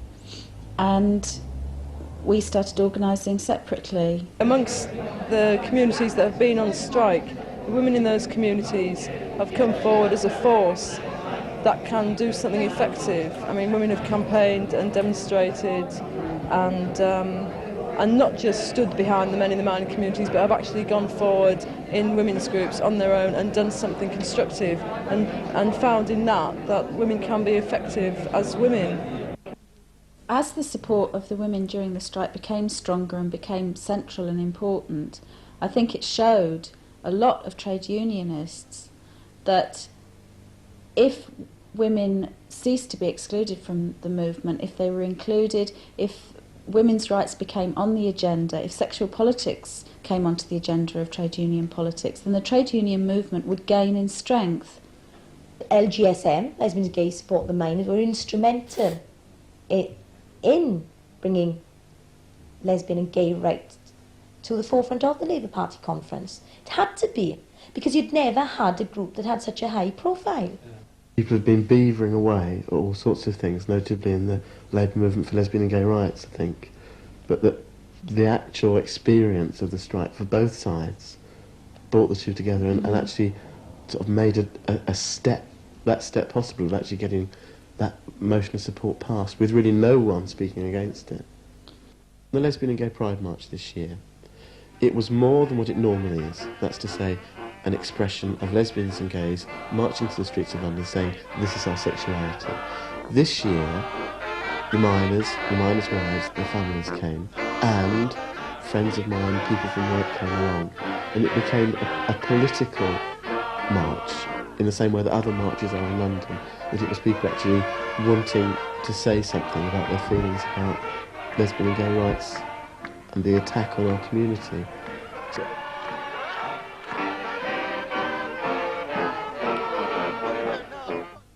In our local community, one of the things that catches people's attention immediately, and everybody's eager to film it and take photographs of it, is the van. That is the tangible proof of the support and friendships that were made. The way this person this is the one who's the Labour MP, right? I can't remember her name.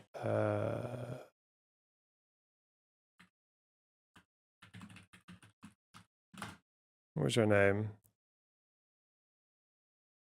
Sean James. Yeah, that's her. Is it? Yeah, it is. Yeah, that's her. That's her at fucking Amsterdam Pride in 2016. She was a Labour MP until 2015. Yeah. Fucking Swansea.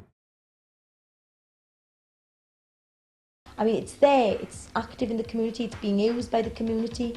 And I mean, it's marvellous, because when I see that van going down the road, and when you see people doing double takes, I don't mind that at all, because it means they've got to think about lesbians and gay issues. They look at that van and they think, what does that mean? How did that van come to be where it is? What is the history behind that van? And that immediately starts off a chain of thought and reaction. I always wondered just like what British fucking aura would be without the English people. I feel like they just weigh us down so much, you know? Like, you hear Welsh people and Irish, Northern Irish and Welsh people talk. And then fucking England just ruins it for everyone. What the hell? There's people fighting for their communities. Don't say the struggle does not involve you. If you're from the working class, this is your struggle too.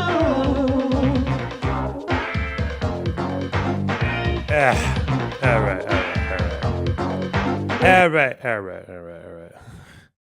So, okay, we've caught up with our queer theory. Let's go.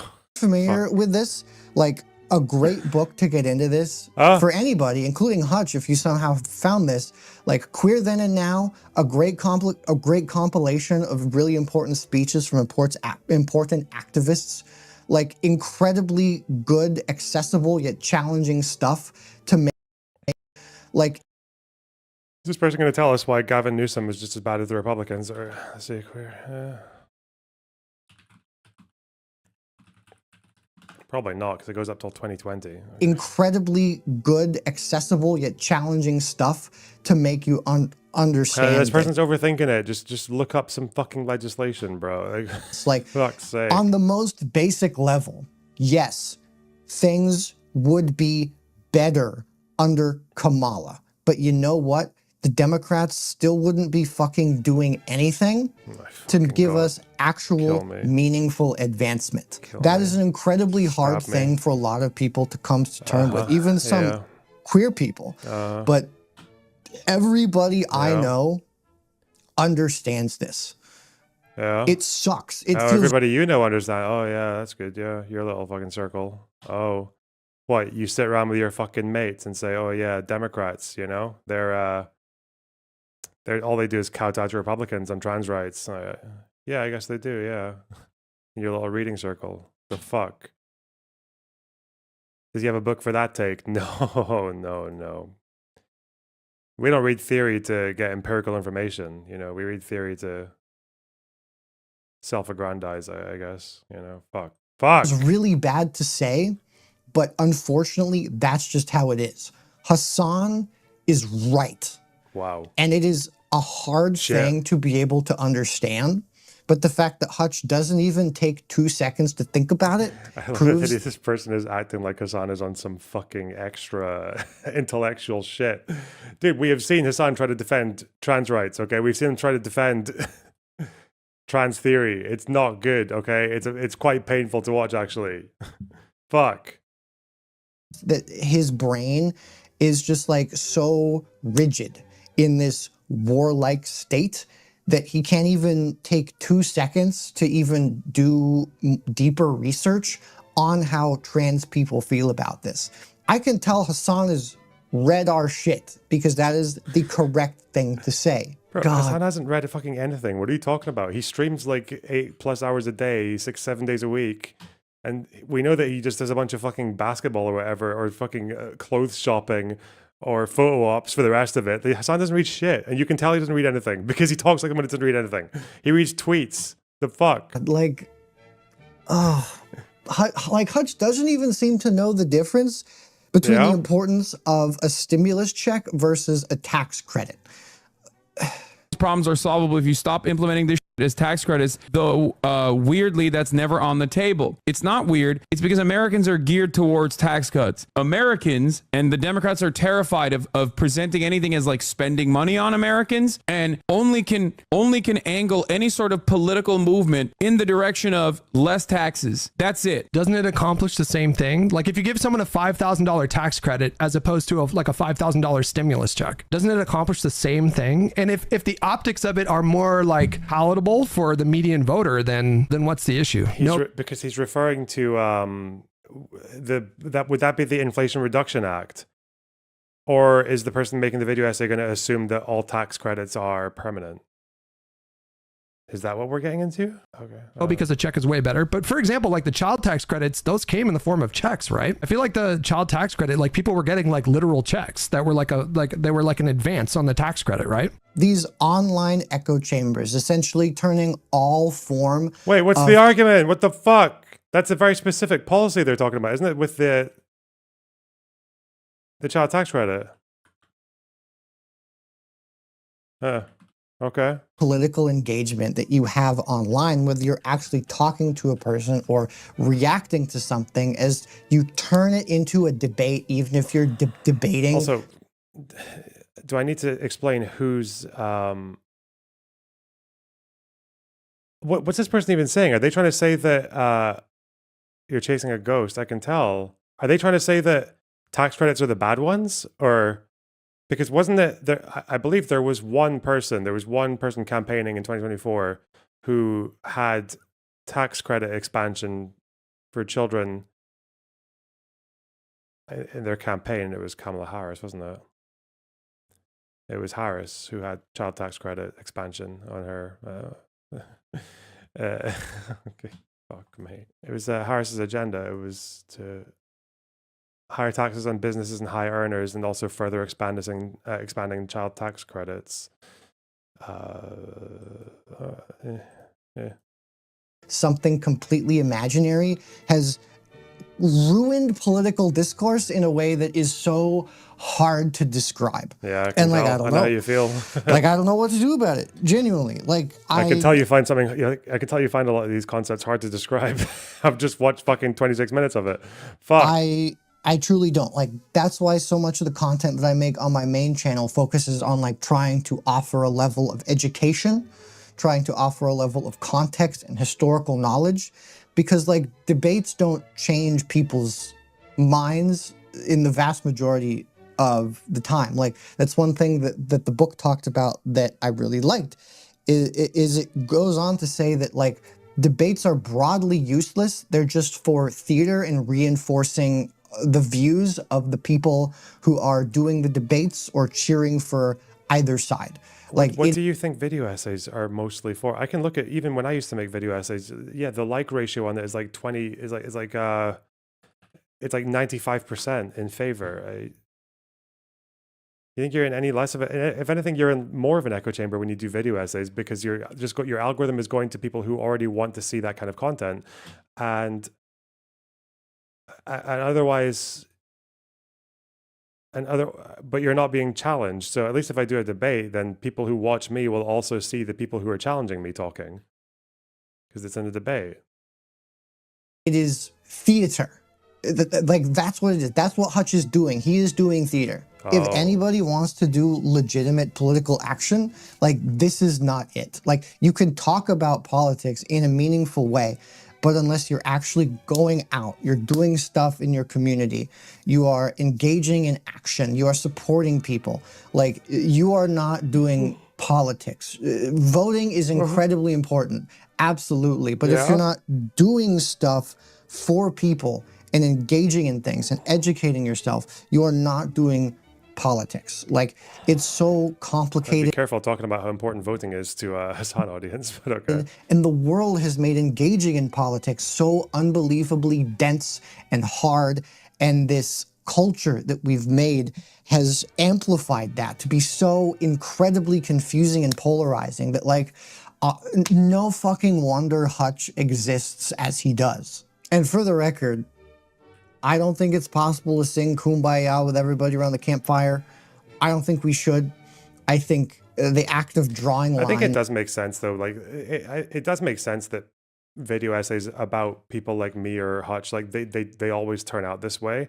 And it's because, really, if you look at what we're saying, it's not, like... none of it is that fucking crazy, right? Like, most of it is just like, oh yeah, well, you read this thing and there's this policy which is better than that one, so here you go. Like, or like there's this disinformation here or there, or there's this like take on like moral fucking prescription for this issue or that one. But I think people build up this mass because there's such a fucking circle jerk around like building up a really negative reputation that I think they probably, I wonder if people like this like look through Hutch's channel or they look through my channel and just are maybe a little bit fucking deflated by the fact that they just don't really find the foaming at the mouth fucking nutter that they were looking for, and they just get kind of, and then they just have to resort to this, like clipping Hutch screaming at Hasan, but then not showing 10 seconds afterwards where he's actually explaining why it's a bad take. Also, I'm sorry, dude, we're talking about theater. Meanwhile, this is a video where you're apparently defending this fucking walking pastiche piece of shit with his fucking press vest that doesn't even have the little thing in it that's supposed to protect you from bullets or whatever. And the fucking Ushanka with the keffiyeh, like literally just throwing together a fucking pick and mix of popular social media, political ideology, everything apparently like fresh out of the box. Oh, a little tag here about ICE. Whoa.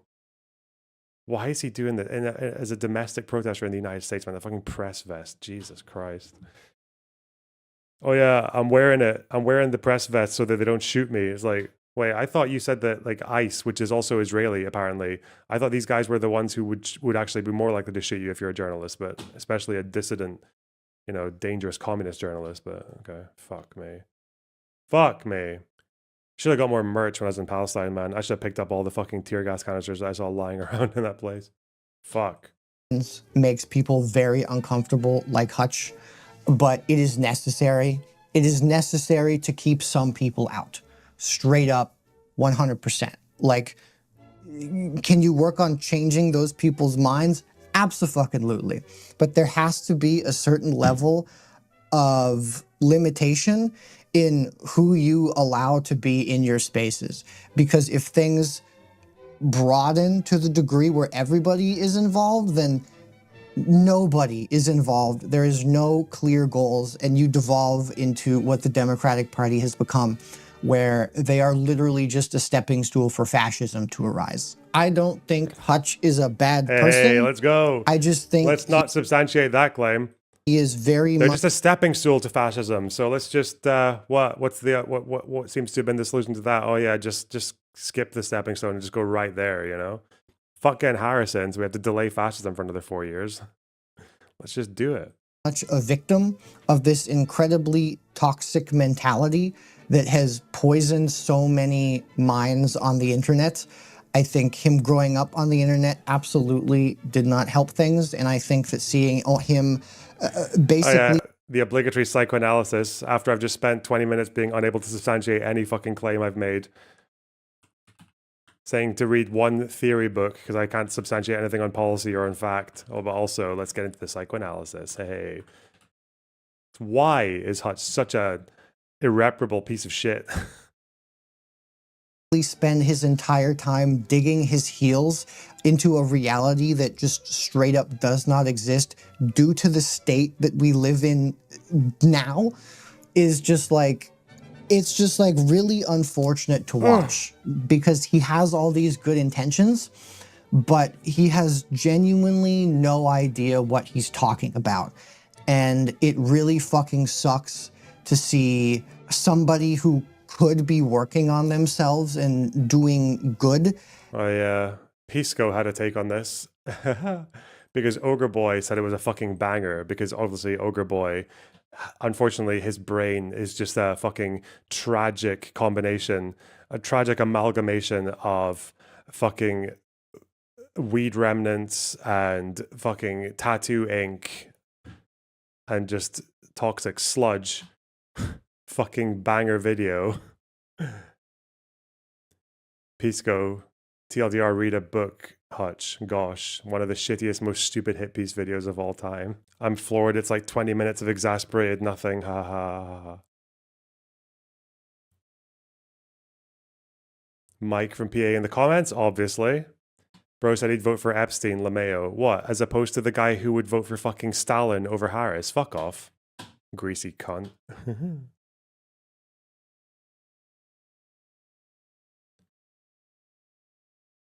Hutch is a human-sized turd, fuck your boy. Damn. Imagine running defense for Hutch in 2026. Picking apart the vapid and fundamentally broken and stupid way that Hutch engages with serious political topics isn't serious enough criticism to you? Must have hit a little too close to home, it seems. Where? Where's the criticism and where's the substance? Where? You cite one book that has nothing to do, but you made a video about fucking Hutch's policy takes, and you cite one book that doesn't. What the fuck? You didn't even say what's in it, really.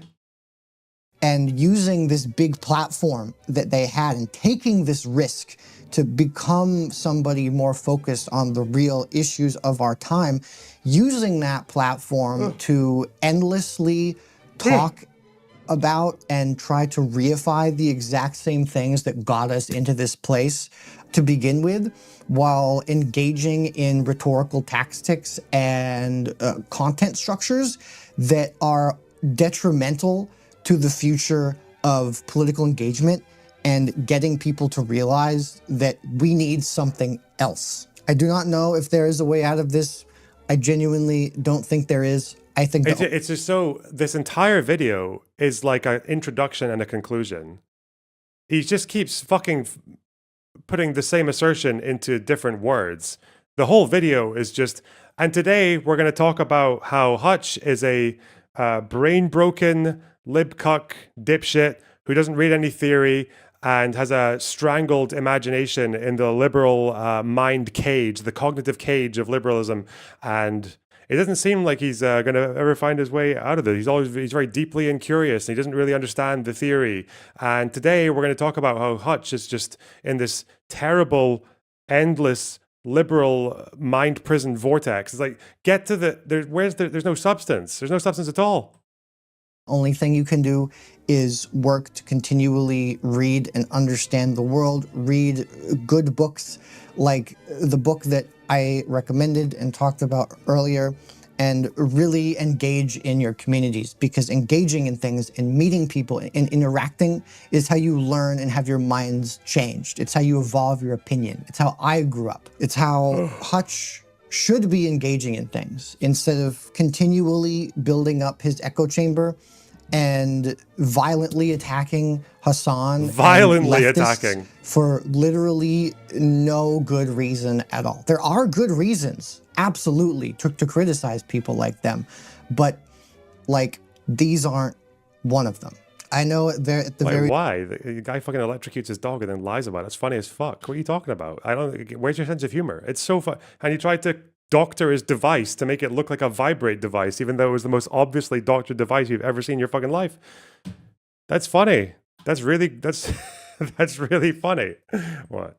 At least you, dear viewer, Come on. can think about how you engage with stuff and how you want to engage with stuff, and hopefully realize that doing what Hutch is doing only serves to make you feel like the specialist. He gave no example on how to attack Hasan. That's very clever. That's probably the only intelligent thing this person has done in this entire video, is to not specify an attack on Hasan. Because if it's the wrong kind of attack, Hasan would come on him like a ton of bricks. And this guy would absolutely cry and shit himself. Like, fuck. Hasan's very sensitive, okay? Be careful.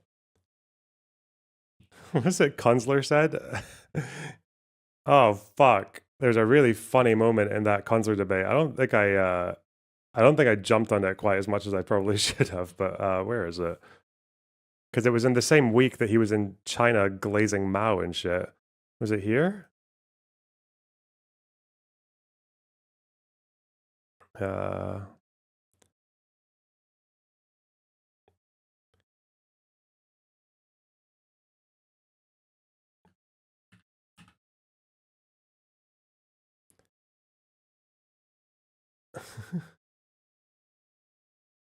think it was here.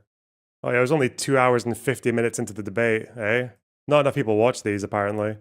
I'm targeting Hasan when there are so many other people on the internet who are so horrendous is fucking insane to me. Like, if you were targeting Hasan for, like, kind of, I don't know, supporting Graham Plattner or something like that, fine, that's a good thing to be doing as a leftist. But not Chairman Mao. He is an evil terrorist. Plattner versus Pardon? Chairman, but not Chairman Mao. Plattner versus Chairman Mao. Pick your poison. Fuck me, man. Okay. Supporting Nasrallah. Like, sure.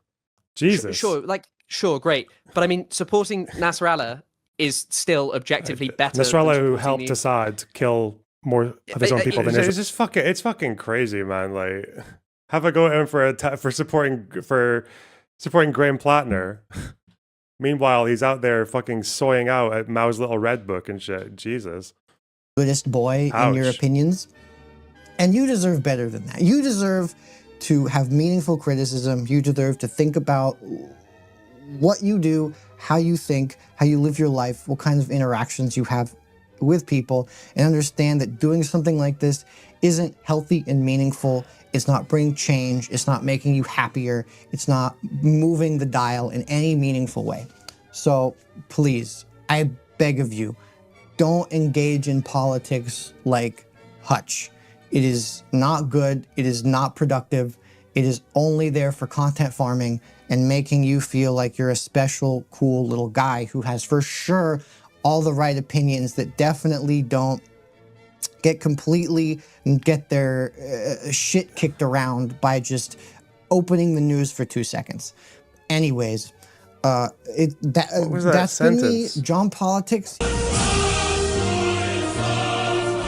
You're in the politics zone. Thank you for coming.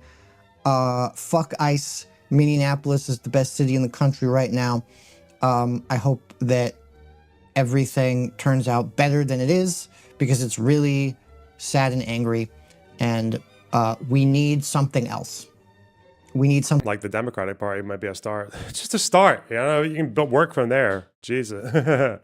Fuck me, man. Something else than what the Democrats are offering, or this will get worse. This will absolutely get worse. Wow. Okay. That's huge. Goodbye. But I can't have these fucking communities that spent so long fucking berating the Democrats and saying that they were going to be just as bad, or that all they do is kowtow to Republicans, all this fucking stupid shit, ignoring every single achievement that they made because it's not sexy enough for their middle class fucking spoiled, rotten, fucking sheltered existence, that they don't have to experience any of the differences between these two groups and these two parties. And then the Republicans come in, and then they're like, well, see, me as a student of the Third Reich and someone who understands how this really only happened because we didn't embrace communism quickly enough. It's still socialism or barbarism. You know, we've been saying that for 100 years, but it's still us or barbarism. You know, we were right eventually, kind of, even though there's no guarantee that socialism would have stopped Trump. But fuck me, man. Ugh. Subscribe, you fucking assholes. I mean, sorry.